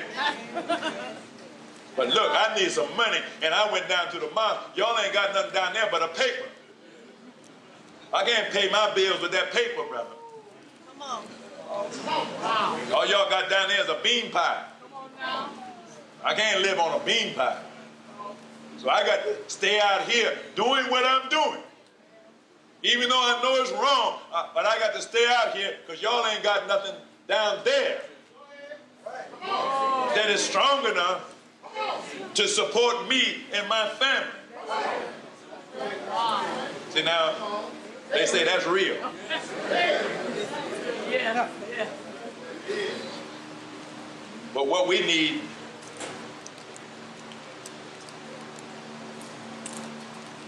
is not just what's real. That's the starting point. We need the ideal. We need the image of the ideal in our brain to guide what we're doing. That we will know that we have successfully understood the teachings when we produce that. You didn't hear what I said? Yes, sir. When there is a place that we could go to on a real mountain, on the real earth, and look over and say, see, that's us. That's what we did. Or in a helicopter, fly over and look down on it and see that there is a population of people who inhabit that place. And they are living in a better condition than we're living in right now. They're inhabiting a place that is heaven on earth, where all of their needs as human beings in the image and likeness of God are being met. Because in the center of that place is their spiritual center, their mosque, their ideal mosque. And it's not just a mosque for the preaching of the word, but it is surrounded by the 9 ministries that fulfill all of their other human needs.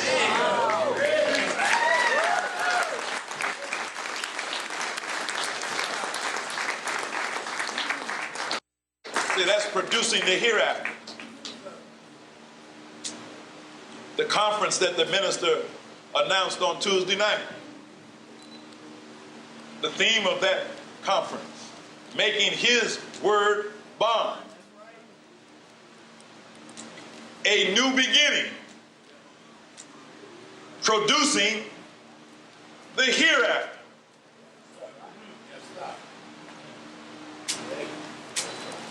We're going to come back to this, but let's go to the next one real quick. I know it's late.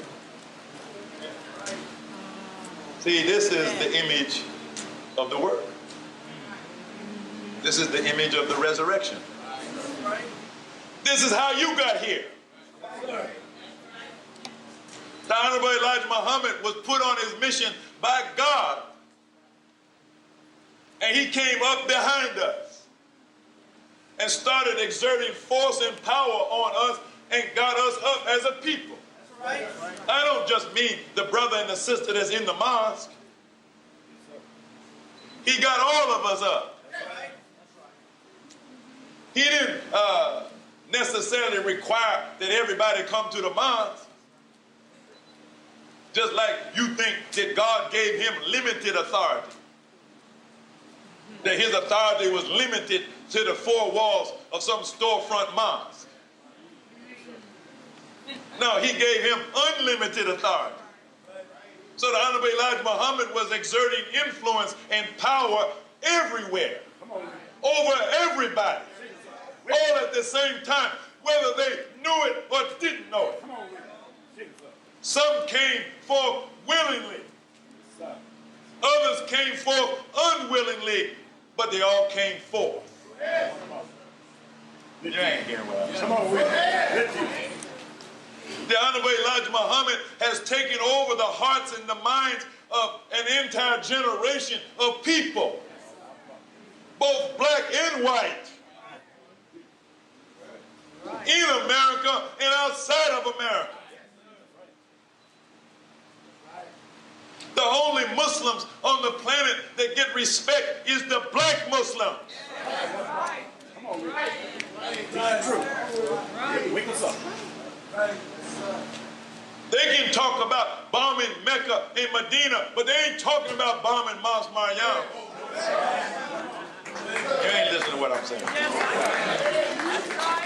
The Honorable Elijah Muhammad said that the white man don't have a gun to shoot him from across the street. Now you know this white man. You tell this white man you ain't got this and you ain't got that. He's a daredevil. Come on with it. He gonna take you up on that. So you mean to tell me that if the white man had a gun that he could use to shoot the Honorable Elijah Muhammad from across the street with, that he wouldn't have shot him? Listen. So the fact that the Honorable Elijah Muhammad didn't get shot isn't evidence that the white man had a soft spot in his heart for the Honorable Elijah Muhammad. It means he tried and he tried and he tried and he tried and he tried some more. And he found out that what the Honorable Elijah Muhammad said is true. He didn't have a gun that could shoot that man from across the street.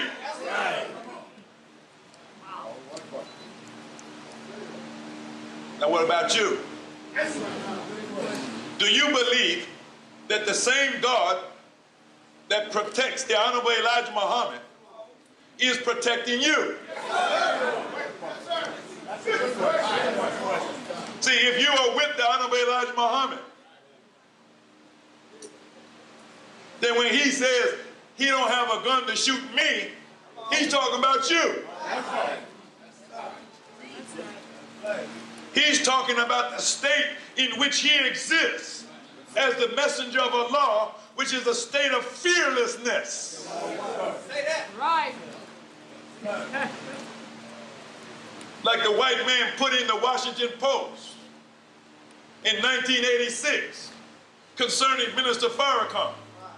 He said that we white people in America and our racial counterparts in South Africa are fearful of a black man who says that he submits to no one but God. Right. That's right.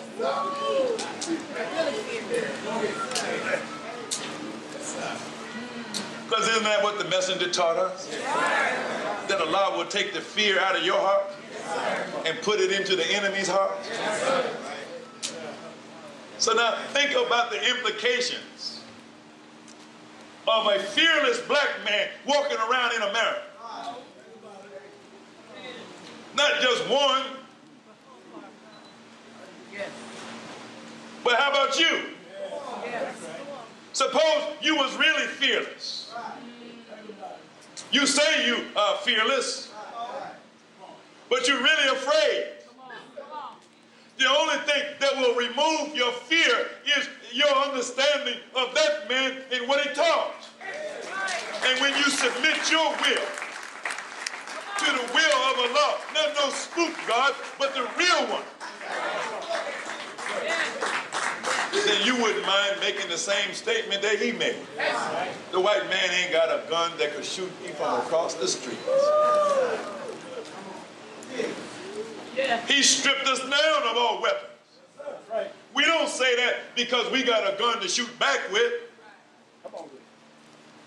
We don't need no gun to shoot back with. That would be a sign of weakness.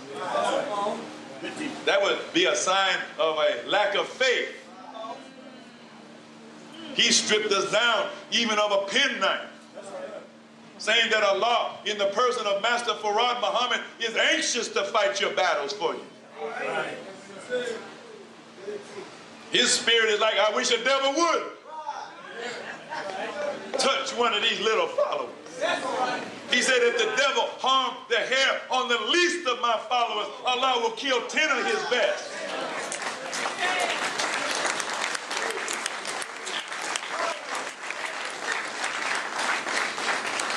He told us that if we are attacked for our belief in Allah, who came in the person of Master Farad Muhammad, or our belief in him as the messenger of Allah, then we should fight with those who fight with us, and Allah will bless us to be the winner. He told us that if they come at us with a weapon, that Allah would bless us to get the weapon and take it from the one that was going to use it on us. And we should turn it and use it on the one that was going to use it on us. And every time that we were attacked, that we followed out the order of the Honorable Elijah Muhammad, we were the winners. Because the God we serve is a real God. He's bigger than America. He's bigger than the white man. He ain't just some small-time God that can help us out when we're in trouble with some Negroes. Come on now. Now, this God came saying that he came to throw big devils like Rockefeller into a lake of fire. He got real power to save a people like us who are in need of salvation. And he didn't actually get that man up for that man to get killed. What would be the point of resurrecting Lazarus just to let Lazarus fall back into the hands of his enemies so his enemies could kill him to deny the glory of God?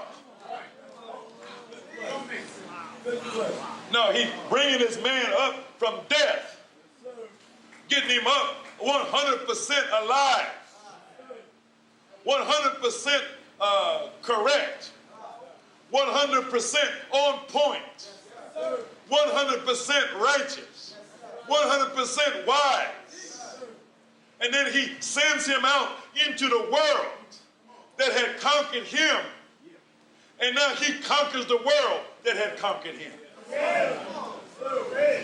See, the way I was taught as a young Muslim is that a Muslim is one who is seeking to take over. That's right. That man at the end of the line, he's seeking to take over. He ain't looking to find nothing in this world to bow down to. He already found the one that he should bow to. He ain't looking to find no other God out there in the world to bow down to, some other ruler to bow down to, some government to bow down to. No, he's a resurrected black man. He's been made brand new. He ain't to be the citizen of the old world. He's made a citizen of the new world. He's bringing in the new world, but in order to bring in the new world, he got to set down the old world.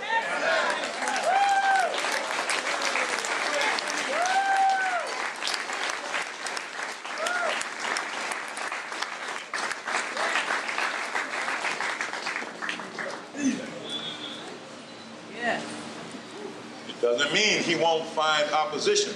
Right. But he got the backing of God. What do you care about opposition when you know you got the backing of God? Matter of fact, the bigger the opposition, the better. The quicker the proof that God is with you. Right. If you were the champion of the world, you don't want no little small-time opponent. You want the big-time opponent. Because you're not going to get the credit of a champion if you're only fighting small-time opponents. You're going to get the universal recognition of the world only when you take on the biggest and the baddest and put him face down in the dust and stand over him just like Muhammad Ali stood over Sonny Liston, victorious. So that's what that work is about. That's right. He ain't raising us up to be equal with nobody, black or brown or yellow or red, much less white. The trouble with us today is we don't appreciate what has been given exclusively to us. Yes,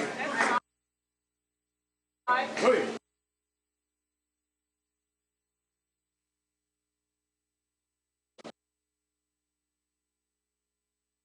Allah could have gone to any people of his choosing. Come on now.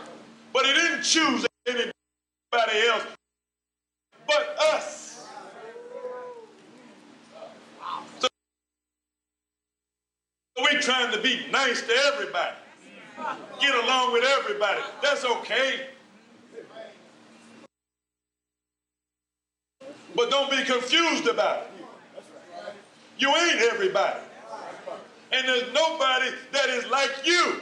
That's right. The race we got to run, the mountain we got to climb, the fight that we got to fight. Can't nobody fight that fight but you.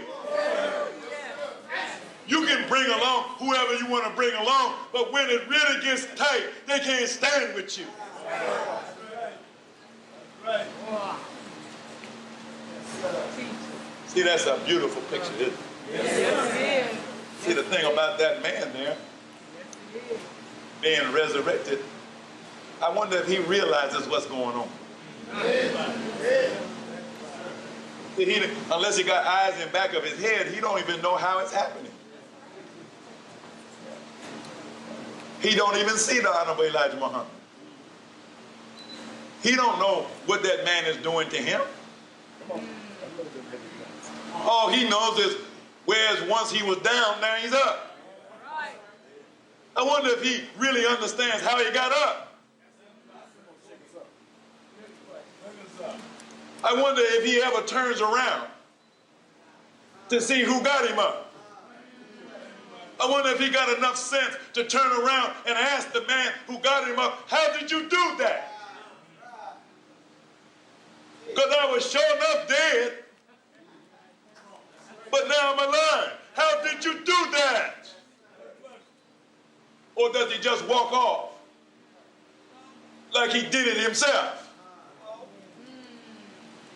and give very little thanks for the great favor that he receives? Say, well, why am I saying that? because I'm talking about us. And we're so proud that we up. We're so proud to be dressed in our white garment, in our bow tie, to be a member of the FOI or the MGT. Right. So proud to be registered. So proud to have the name Muhammad. But have you once given thought of the science and the technique that was used to get you up? Good question. But why should you think about that? Because a Muslim is not a Muslim unless he wants for his brother or his sister that which he wants for himself. So just like somebody came and got you up, don't you realize it's your duty to get others to what was being done to you and for you?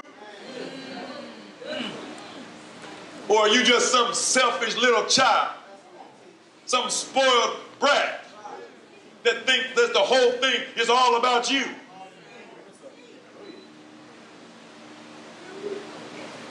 So if you learn those lessons, if you internalize those lessons, even though you weren't really thinking about it, now your little baby's sick.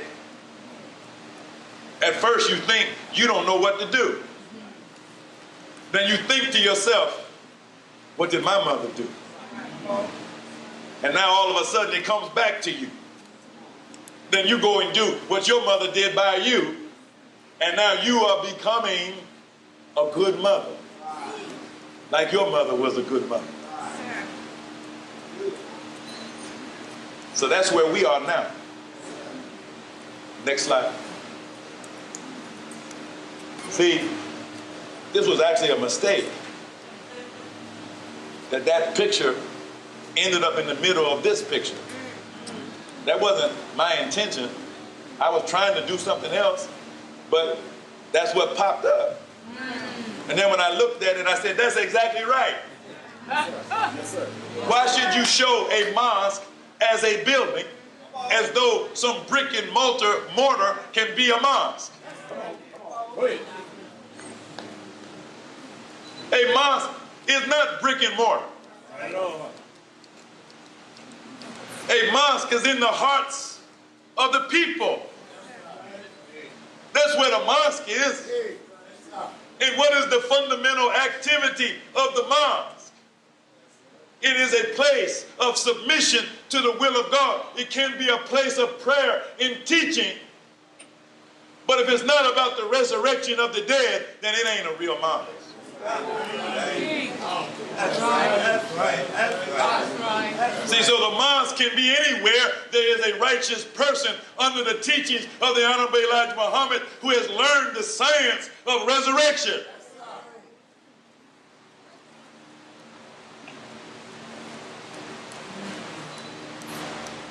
Why must you do that?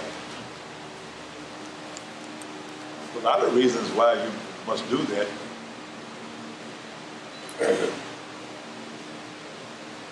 One of the reasons is so you can actually populate those ministries. See, let's look at the way things are. We're getting ready to have a conference to which is invited the laborers of the mosque and those who have been active in heading up the 9 ministry areas.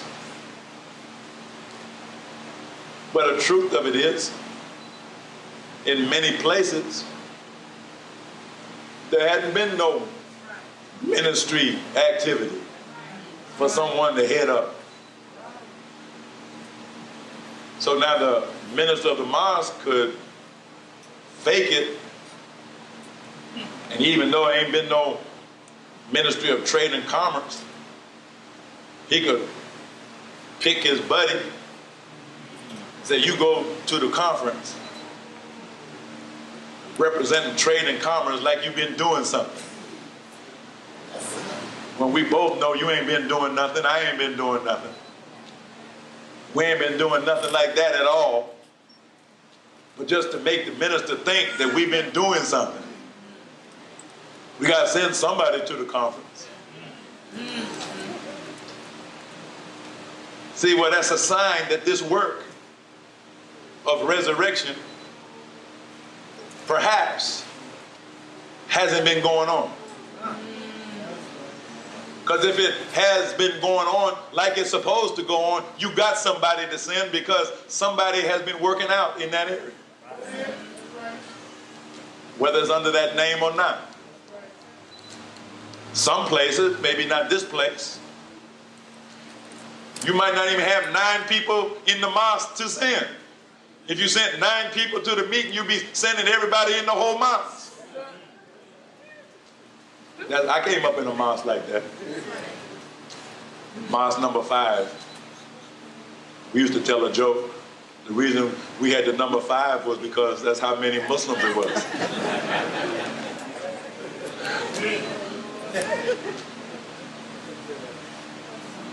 So in order, just trying to make a point here. It's like children playing sandlot football. You can't say they're not playing football, right?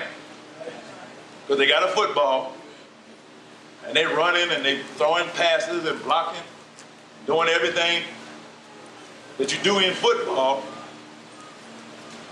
But since it was only 6 of them, they don't actually have an 11-man team. See, football requires 11 men, 11 players on a side. But you can play a sandlot game. You only got 3 or 4 you can play. And you can call it football, but it ain't exactly the NFL. Correct? So now, in this ministry thing, we may not have the full team to put on the field, but we go with what we have. And we play according to the rules the best way we can. But you can't fool yourself into thinking that that sandlot game is what you really mean when you say football. That's child's play. And you got to start somewhere, so that's where you start. But that's not where it ends. And since we're talking about building the kingdom of God, then we're talking about a level of proficiency and professionalism and qualification that is supreme.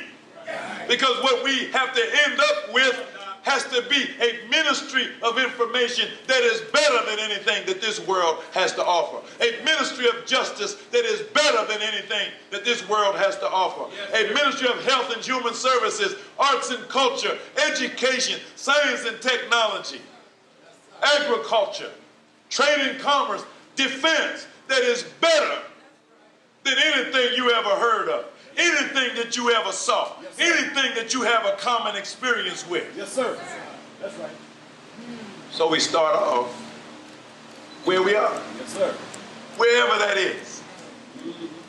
And we begin to realize we cannot fulfill the great promise that is in the Word of God to us until we go and capture and hold on to all of the people. See, ask yourself this question. In the city of Los Angeles, how many people work for the city government? Does anybody know? I know where I'm from, Washington, D.C., the local government, not the federal government, the local government, 48,000 employees. 48,000 employees to take care of a population a little over 500,000. What's my point? Do you think that you could have 4 laborers and take care of all of the needs of Los Angeles? No. How many laborers would you actually need if you were trying to take care of all of the needs of all of the people that God has given to you to take care of? You ain't listening to what I'm saying. See, that's why I started out talking about irresponsible gods. You would like to deny that you are responsible for anybody except yourself. Right. Because the devil taught you to believe in your own individual salvation. Wow. That somehow you could be a righteous person, a Muslim, a Christian, or what have you, and you could be saved yourself. Right. And nobody else is saved with you. But you saved yourself and you going to heaven by yourself. Right. God didn't come to save us as individuals. He came to save us as a people. Right. He came to save us as a whole. Right. And so you're not just responsible for your individual self alone. You're responsible for yourself as a people. Absolutely. Go ahead. Next slide, please. See, look at this. There's that word responsibility. It's a very bad picture of the Million Man March. But you knew what it was, didn't you? Yes, sir. Because see, that's such a famous event. You don't even need a good picture to know what it is. Go ahead. You're so familiar with it. It was such an earth-shaking event. That's right. Repeated 3 times. Right. Just so the world would know it's real. Right. Atonement, reconciliation, and responsibility is the theme of that march, which is still going on. We are still in need of atonement, still in need of reconciliation, still in need of taking responsibility. Atone to whom and what? And for what reason? We owe atonement to God in the person of Master Farad Muhammad because we aren't actually living up to his word. We aren't actually fulfilling his vision, idea, and purpose for us as a people. You can't think unless you're absolutely insane that what we're doing right now and the level at which we're doing it is what he had in mind. Man, that's good. We owe atonement to the Honorable Elijah Muhammad for the same reason. You heard what the minister said. He don't want to see the Honorable Elijah Muhammad the way we are right now. Right. Okay. What did he mean? That we are so far off from what that man taught us. You actually don't want to see him. Because if he saw us like this, he might shoot us. Okay. How dare you disgrace what I gave you with this low level of activity and accomplishment, and you got the nerve to call yourself my follower. You got the nerve to call this the Nation of Islam. You got the nerve to call this a mosque. And you're doing next to nothing. Right. Hardly 1 degree above being dead. Go ahead. That's real. Come on. Yes. See, the Holy Quran puts it like this. It is hateful to Allah that you say that which you do not. That's right. You can't stand the hatred of Allah. How are you going to face up to the hatred of Allah by continuing to do less than what you said? Less than what you say you believe in. Less than it is inherent in the teachings, the implications of the teachings. So atonement is how we keep our backsides out of hellfire. Yes, sir. Because it is easy for Allah to replace us with another people, but what do you think going to happen to us if that comes to pass? He going to fry your butt in hellfire. Go ahead.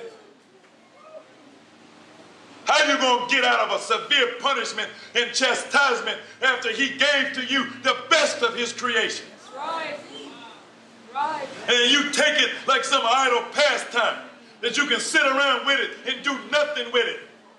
Yeah, he got the power to take it back and give it to somebody else, but then what is he going to do to you and me? Right. Wow. So atonement, yeah, that might save our backside. So God don't kill us outright. Same with the people. The people are sick of our preaching, Minister Tony. Preaching about this, preaching about that. That's like going to a hungry man, preaching about a banquet and how delicious the food is. And he's sitting in the back row, and you can hear his stomach grumbling from the back row, and all you got is a speech about food. He thought you had some food coming. But then after he realized, oh, this man is just here talking about food. I was hungry before, now you done preached about food so hard, now I'm really hungry, and I'm really mad. Yes, sir. So you're in danger of the people rising up against you. So I'm sick of hearing what you all preach. We already told you at the Million Man March, we with you. We already told you when the minister introduced the 9 ministries in 2005. We already ratified it. We already told you that we're with it. We already told you that we're backing it. Then you all went back to your little mosque, wherever it was, and took a seat and did nothing. So the people are saying we're mad as hell that you enticed us, that you teased us with this delicious teachings. But then it wasn't nothing going with the teachings, just some more teachings.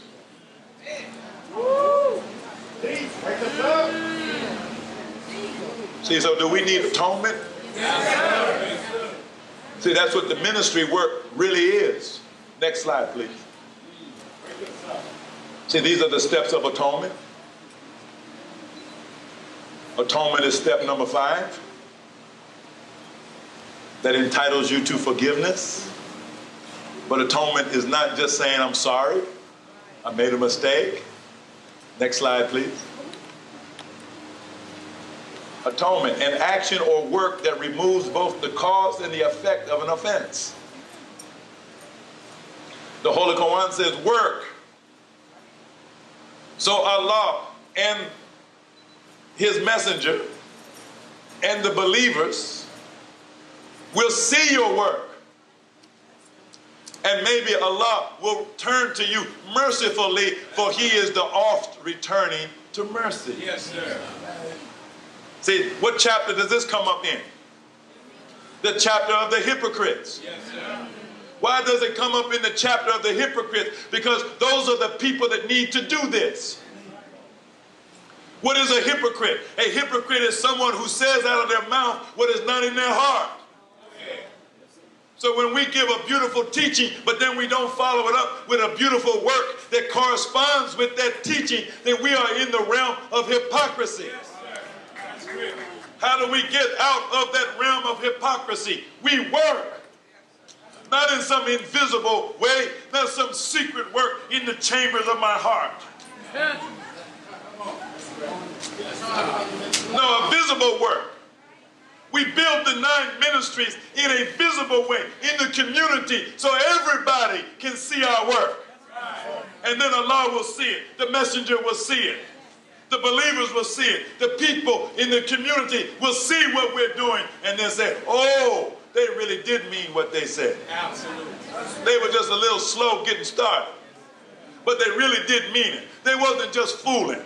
Go ahead. Next slide. The reconciliation is the fruit of atonement. The reason why our unity isn't as strong as it needs to be is because we have not atoned. We haven't started this ministry work to actually work on the needs of our people. And so when men and women is just sitting around idle and they're not really occupied with a consuming work, they can't get together. You don't see no teamwork. But when you got a team and they're really accomplishing something, then people start working together. They start cooperating. They start blocking for one another. They start assisting one another. They begin to realize how much they need one another. They begin to look, brother, if you hadn't been there and taken care of that, I would have been in a disaster. Thank God for you, brother. Thank God for you, sister. We couldn't be successful without you. And then we start to think, where's this brother? Where's that brother? Haven't seen her in 6 months. And that sister used to always talk about what we need to do right now. Let's go find her. That's why Allah sent her. Because that work needed to be done. And she's the one to get it done. But when you're sitting around doing nothing, then who do you need then? You don't need nobody then. If you do something or don't do something, it don't make no difference because we ain't accomplishing nothing. But when you're going after the whole thing, when you're trying to live up to God's vision for the people and for yourself, when you're trying to be a 100% resurrected God-like people, then you find out that God didn't make no mistake when he came for the whole 17 million. We need every man, every woman, every girl, every boy. None is to be wasted. None is to be rejected. Even those that seem like they're no good at all, Allah himself said he would pull one like that out of the fire that hadn't done no good at all. Next. So here's responsibility.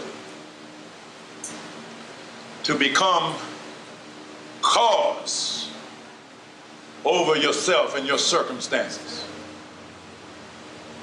Not to be effect. When you are effect, then that means some outside power is acting on you to make you react a certain way, to make you be a certain way, to make you do something. But when you become responsible, ain't nobody acting on you. You are acting on yourself. You are developing an internal force and power so that then you become an actor on the world. And when something needs to happen, you cause it to happen. You ain't looking for somebody else to cause it to happen. You cause it to happen. Because you're not looking for no bigger power than yourself. Because you recognize that all the power that is necessary to get something done is locked up inside of you. That's why it said that the kingdom of heaven is within you. The kingdom of heaven is at hand. Because using the power that is within puts power in your hand to do a work in the world that produces the kingdom of heaven.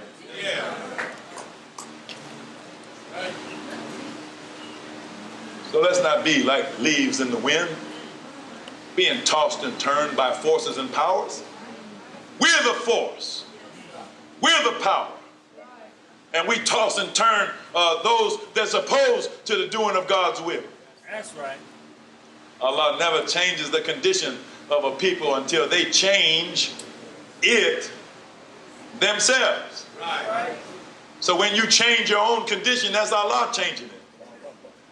Because you are Allah. Allah never changes the condition of a people until they change within themselves. The change that you desire in the external world begins within you.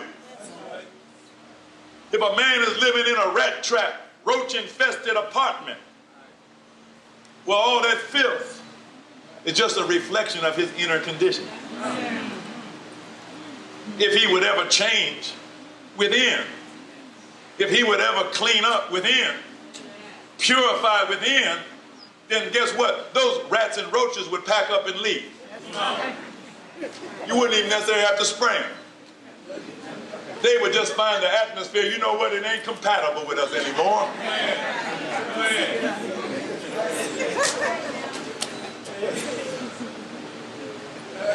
Next, please. I'm not going to spend a lot of time here, but you should look up get a real good dictionary, not one of them little thin dictionaries. Get one of them big dictionaries and look up the word responsibility. And a person who is responsible is answerable. Responsibility means a duty. Someone who's responsible is trustworthy. Someone who is responsible is cause in the cause and effect relationship. This is the person who takes charge and makes things happen.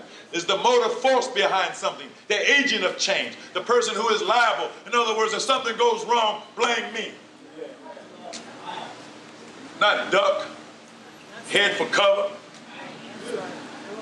claim you had nothing to do with it. It was him, it was her. No, able to choose between right and wrong. That's being responsible. You're created by Allah to be able to determine right from wrong. That's how you ended up in the mosque in the first place, because you could hear the difference between right and wrong. Mindful of duty wins Allah's favor. Responsibility, I wish I had time to go into this, but responsibility is the basis of economic power. The reason that you don't have much money right now to do all the things that you would like to do is because you're not responsible for nothing. The minute you take responsibility for something, then the money is right there. It comes with the responsibility. But as long as you're irresponsible, the money stays away.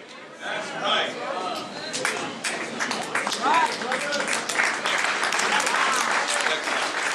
All praise due to Allah. So who is being responsible? See, it's hard to answer that question. You know the Honorable Elijah Muhammad is being responsible, but what about the man at the end, the man on the end of the line? So you can't tell the way he's just standing there. Don't seem like he's in motion. It's like he's just standing there. You can't tell whether he wants to be responsible or not, or whether he's actually taking responsibility for something or not. There has to be a next frame after that frame to see what happens next. Then you'll be able to tell whether he's being responsible or not. Next slide. This was an observation of Reverend Bevel, where the minister makes a motion, but there's no one to second his motion. And according to the rules of parliamentary procedure, when a motion is made and it is not seconded by anyone, then the motion dies. See? So some have said concerning the condition of the Nation of Islam right now, the nation is dead. See, the people with the beautiful minds, you don't see that. But the people outside looking in, the people who have some degree of objectivity, who realize the enormous potential that is in the nation, and then you compare that to what is actually the work product of the nation, the economic output of the nation compared to what it could be. They say the nation right now is dead. And the reason why it died is because the issue of responsibility, where the minister made a motion with his mouth, and we did not stand up to second that motion that would take it into action. Now go back real quick to the picture of the Ministries, and we'll close on that. Is everybody all right? Yes. I know you're worn out. I'm worn out. You're not worn out.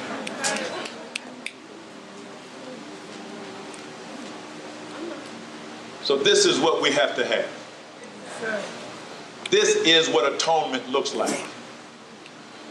Your and my backside, excuse the expression, is not out of the hellfire for sure until we build that.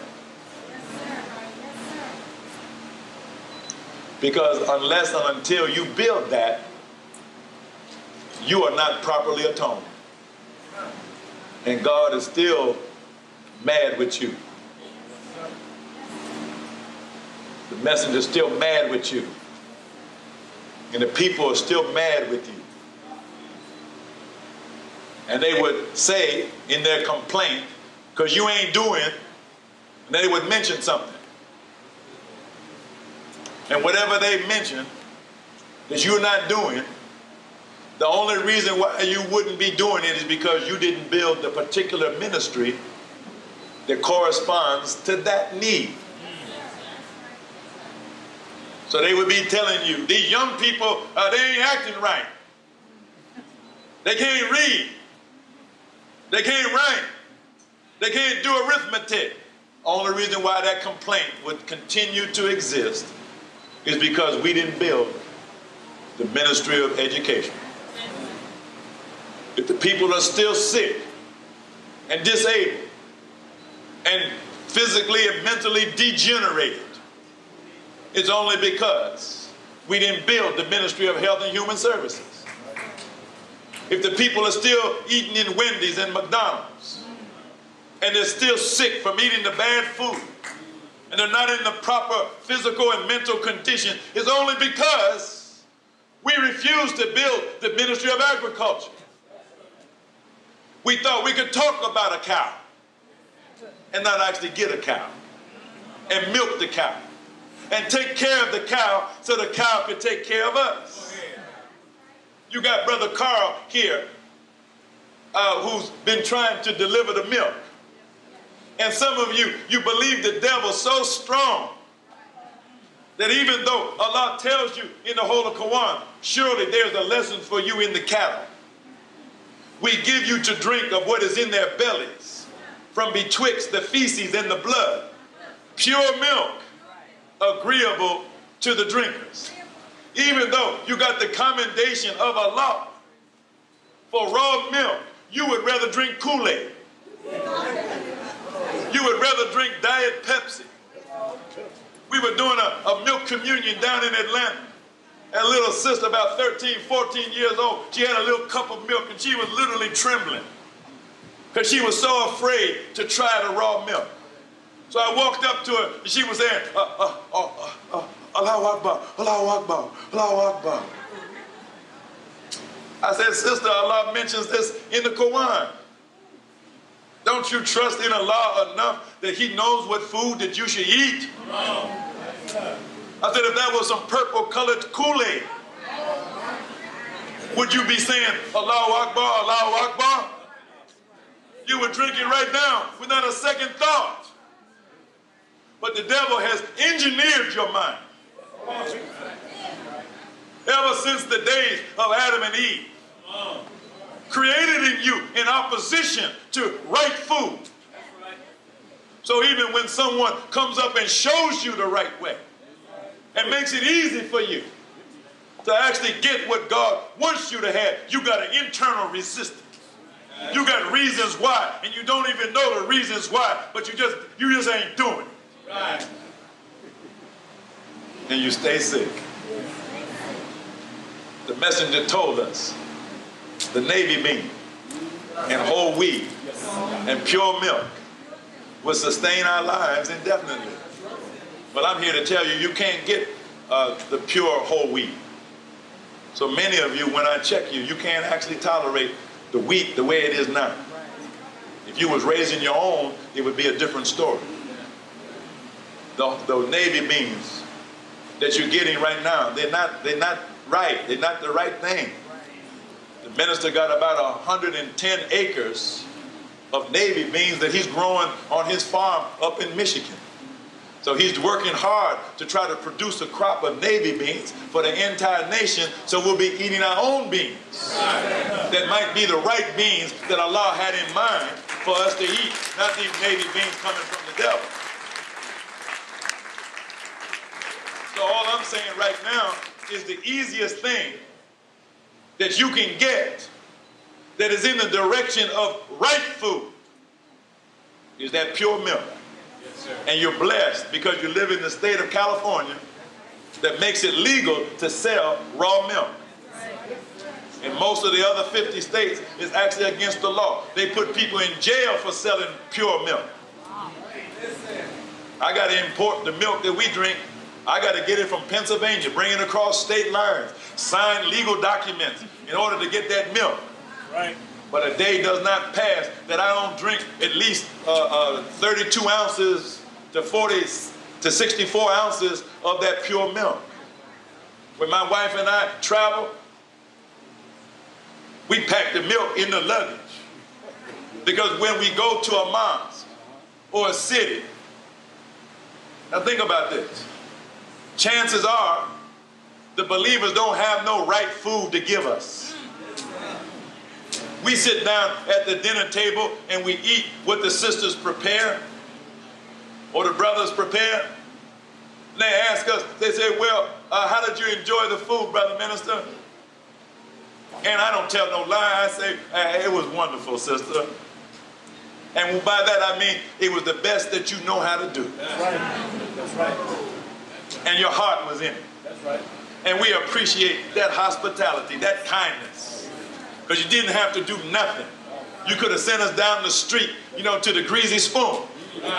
But you went in and you did the best you could. But I look at my wife and she looks at me, because we know we got a gallon of pure milk back at the hotel. That even if the sisters didn't do too good, if the brothers didn't do too good, we got that pure milk waiting for us back at the hotel room so we can drink that down and we'll be all right. Because the kind of work that I do, Minister Tony, I can't do what I do on bad food. That's right. Some of you say, well, it's amazing what you do. Well, I couldn't do it if I was eating fast food. I couldn't do it even if I was eating the food from these so-called high-class restaurants. That ain't nothing but another form of fast food. I'm getting to the point, all I want to eat is milk. You can live on that. So a few weekends ago, I told my wife, she asked me, what do you want to eat? I said, don't cook nothing. All I'm going to have is milk. I was going to drink the milk. Some of you got chronic illnesses, and nothing seems to work. But what you need to do is you need to get on a milk fast, the milk cure, not fast, cure, where you just put yourself to bed and just sip on the milk all day long until you had maybe 5 to 10 quarts of milk per day. I'm not talking about pasteurized milk, that'll kill you. I'm not talking about homogenized milk. It got to say more than just organic milk. It's got to be raw, right from the cow. Was down in Houston in June. Minister Robert met me at the airport because I had done a milk communion in Houston 3 months earlier. He met me at the airport and said, Brother Alim, we got that cow. I said, what you talking about, brother? He said, we bought a cow. I said, get out of here, man. He said, no, we got a cow. I said, okay, brother, minister. I said, if you got a cow, any man that got a cow knows the name of the cow.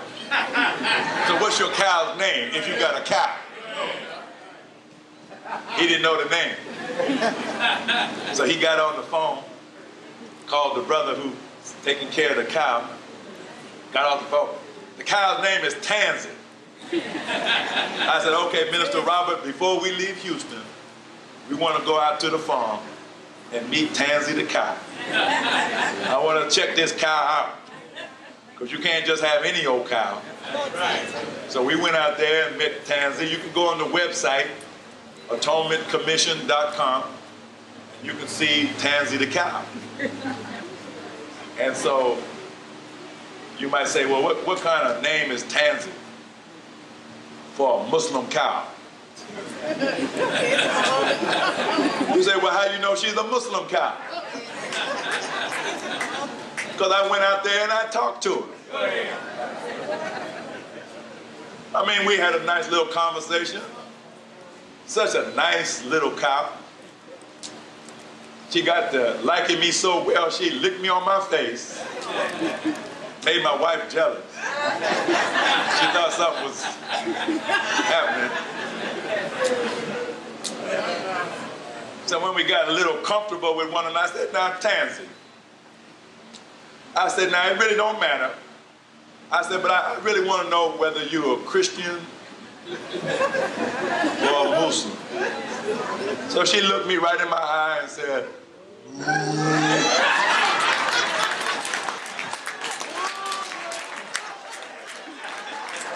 and she couldn't get the last part out, but I know what she was trying to say.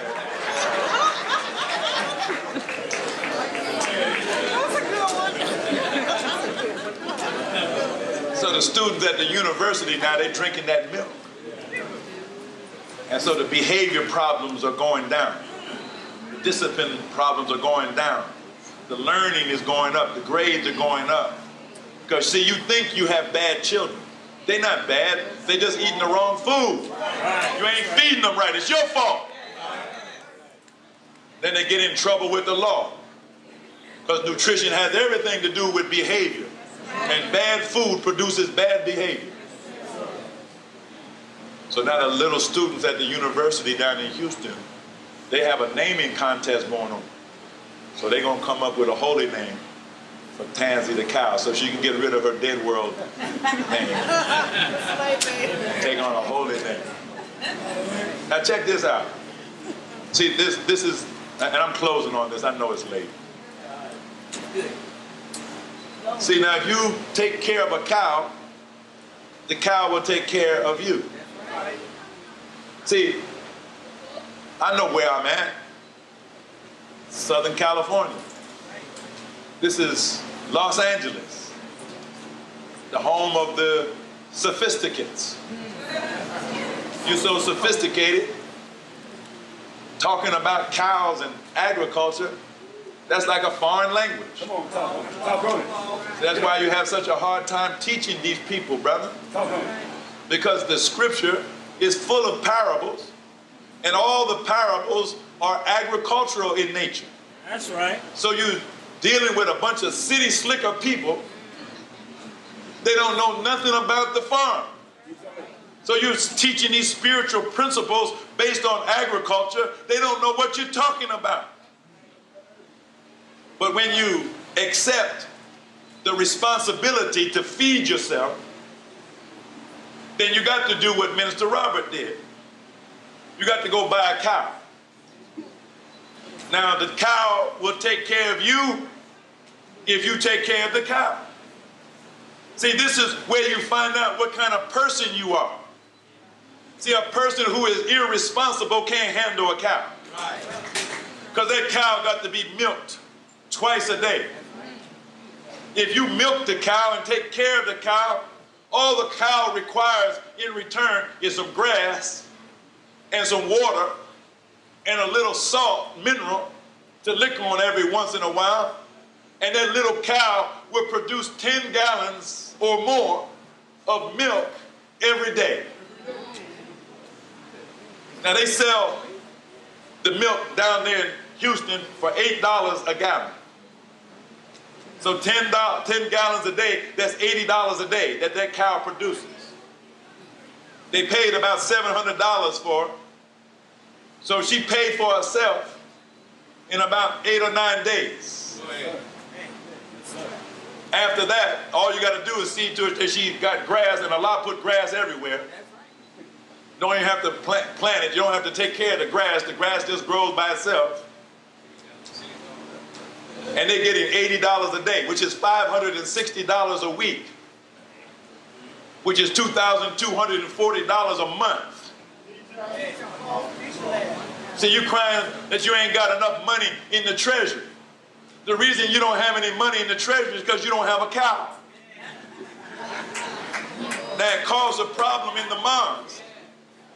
Because 10 gallons of milk a day is not enough milk for all the believers.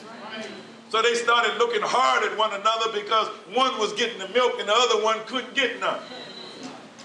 So Minister Robert, being a wise minister, he went and bought 3 more cows. He did a mathematical calculation. In order for everybody to be happy and satisfied, we need 4 cows. Found 40 acres of land to put the cows on. Now everybody gets the milk that they need. And the mosque is raking in $8,000 a month. Just because a cow likes to eat grass.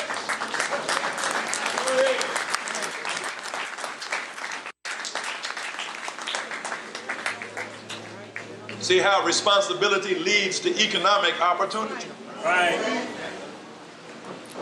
Then the thing about these cows, you got 4 now. Next year you'll have 8. Because they like to reproduce. Right. So now instead of $8,000 a month, even if you didn't do anything else, now it's $16,000 a month. Wait another year, now it's $32,000 a month. All you got to do is create the market for your product. Then you get into making the butter and the cheese and the ghee and the buttermilk and the sour cream and all of the other dairy products that are essential to a healthy diet for human beings, making you more and more into the people of God in your right state. I know the devil told you you had lactose intolerance. And you believed the devil. And that's why you're dying. The devil told you cholesterol is bad. Saturated animal fats is bad. So you swore off dairy products because some health guru came on television and told you that you shouldn't have dairy. And so you've been depriving yourself and your children of the proper nutrition. That's why you're in the state that you're in. And that's why your children are coming up with a stunted growth. Both a physical stunting and also a mental stunting. You notice your children, they're not actually as smart as you were. Because you're not feeding them the food that it takes to build a brain and a nervous system so they can stand up and accept this mission and accept the responsibility of a man or a woman of God once they attain maturity.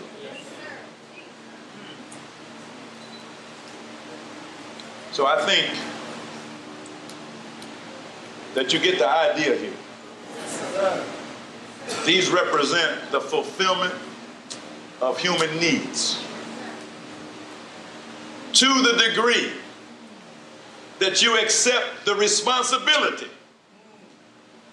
to be the new rulers, to that degree, you will build these ministries.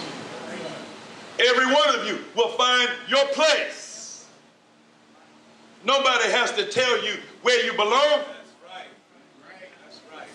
Like when I wrote the Honorable Elijah Muhammad to find out whether it was okay to go to medical school. He said, brother, we need everything in the building of a nation. You know what you are qualified to do. May Allah bless you with success. But if that was good advice to me, that's good advice to you. We need everything. Don't be asking somebody what you should do or what they have for you to do. You know what you are qualified to do. He told us in 1974, just get up and do something. May Allah bless us with success. Assalamu alaikum.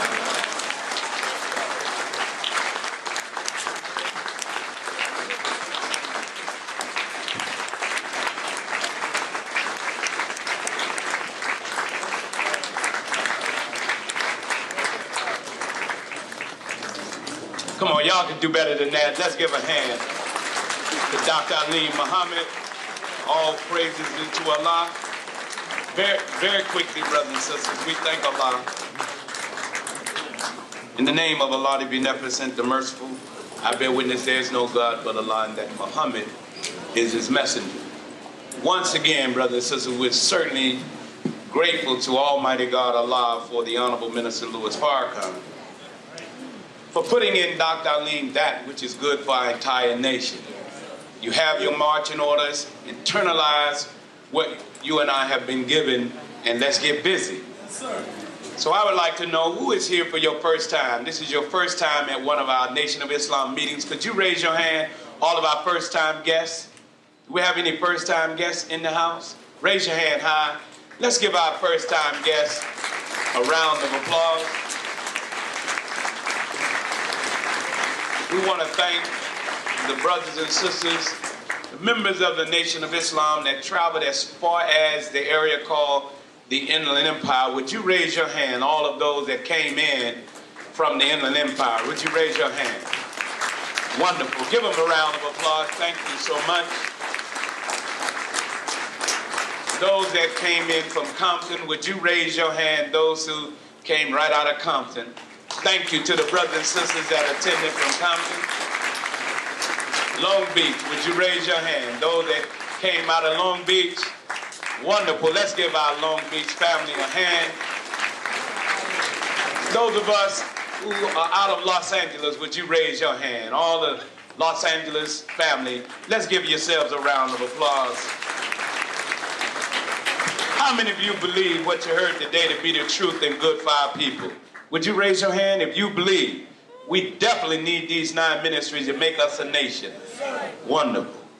If you believe what you heard today to be the truth, how many of you who are not yet members of the Nation of Islam stood up to come in and learn more? How many of you would like to stand up and learn more about the teachings of the Honorable Elijah Muhammad and what we need to do to get our people? How many of you would like to learn more? Would you stand if you would like to learn more and join on with your own self and kind?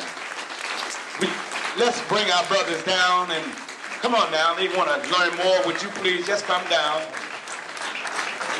And if Dr. Alim has taught a wonderful subject. And brothers and sisters, don't worry. We rarely get a chance to see Dr. Alim, so I'm glad he took all of the time necessary so that we could at least get an upper hand on trying to get these ministries ready. Come on, let's give these brothers another round of applause. They want to join on and help us to go after our black and all oppressed people, meaning the black, the brown, the red, and the yellow. Give these brothers a round of applause. How you doing, soldier? Yes, sir. It's good to have you back too, brother. Yes, sir. What's your name again? Mike.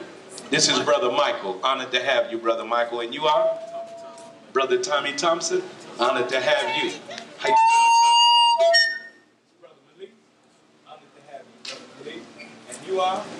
Brother Warren. Honored to have you. And you, sir? Brother Maurice. Honored to have you. This is Dr. Alim. This is the brother. Come on, y'all. Give him a hand as they want to help us create these ministries so that we can serve our people. Thanking Allah again for Dr. Alim. Do you accept these brothers? Yes, sir. Will you teach them everything you know that's good and right? Yes, sir. Will you respect them? Yes, sir. Will you help us protect them? Yes, sir. FOI? Yes, sir. Can they be a part of our brotherhood Yes, sir. right now? Well, all praises due to Allah. Who's going to take these brothers? Brother Carlos? Take care of these brothers. If y'all would go with Brother Carlos, give them another round of applause as they go. Brothers and sisters, for those of you who did not get an opportunity, not only did God bless him to give us a word that helps us with our spiritual healing, he's also blessed with the knowledge, talents, and skill to help us with our physical healing. How many of you did not get an opportunity to see Doc for physical treatment, but that would like to see him come back? Would you raise your hand? Well, we got to have him back real soon. Now, how many of you would like to really get to see the doc so he can check you out physically? Would you raise your hand? I mean, this brother is awesome now. All right, then we're going to have him back at a time that's convenient for him, but we don't want to wait long. And we need to get these ministries started so that we can have a meeting so that we can get more deeper understanding as to how we are to carry these roles into practice. So let's give Dr. Alim another round of applause for his coming and his time. November. We're going to shoot for a time in November, all right? Thank you, Dr. Alim. May Allah bless you. Now, with that, brothers and sisters, we're going to move right to charity. And we're asking the Los Angeles family. We're thankful and grateful that brothers and sisters came from around the Southern California area, but in Los Angeles, we have some realities. We ask all of the believers in LA, we ask every believer in LA, if God bless you, we were hoping that everybody could come up with at least $100 that will help us continue to pay our mortgage, help us with other expenses, the parsonage for the minister of the mosque, which is myself, and other little bills and expenses that we have. In fact, we have to pay for this building. And therefore, whatever is left, we would like to give a love offering and something to the doc for his time, you know, for everything that he's done. So who in here can start us off with the first $100? We need to collect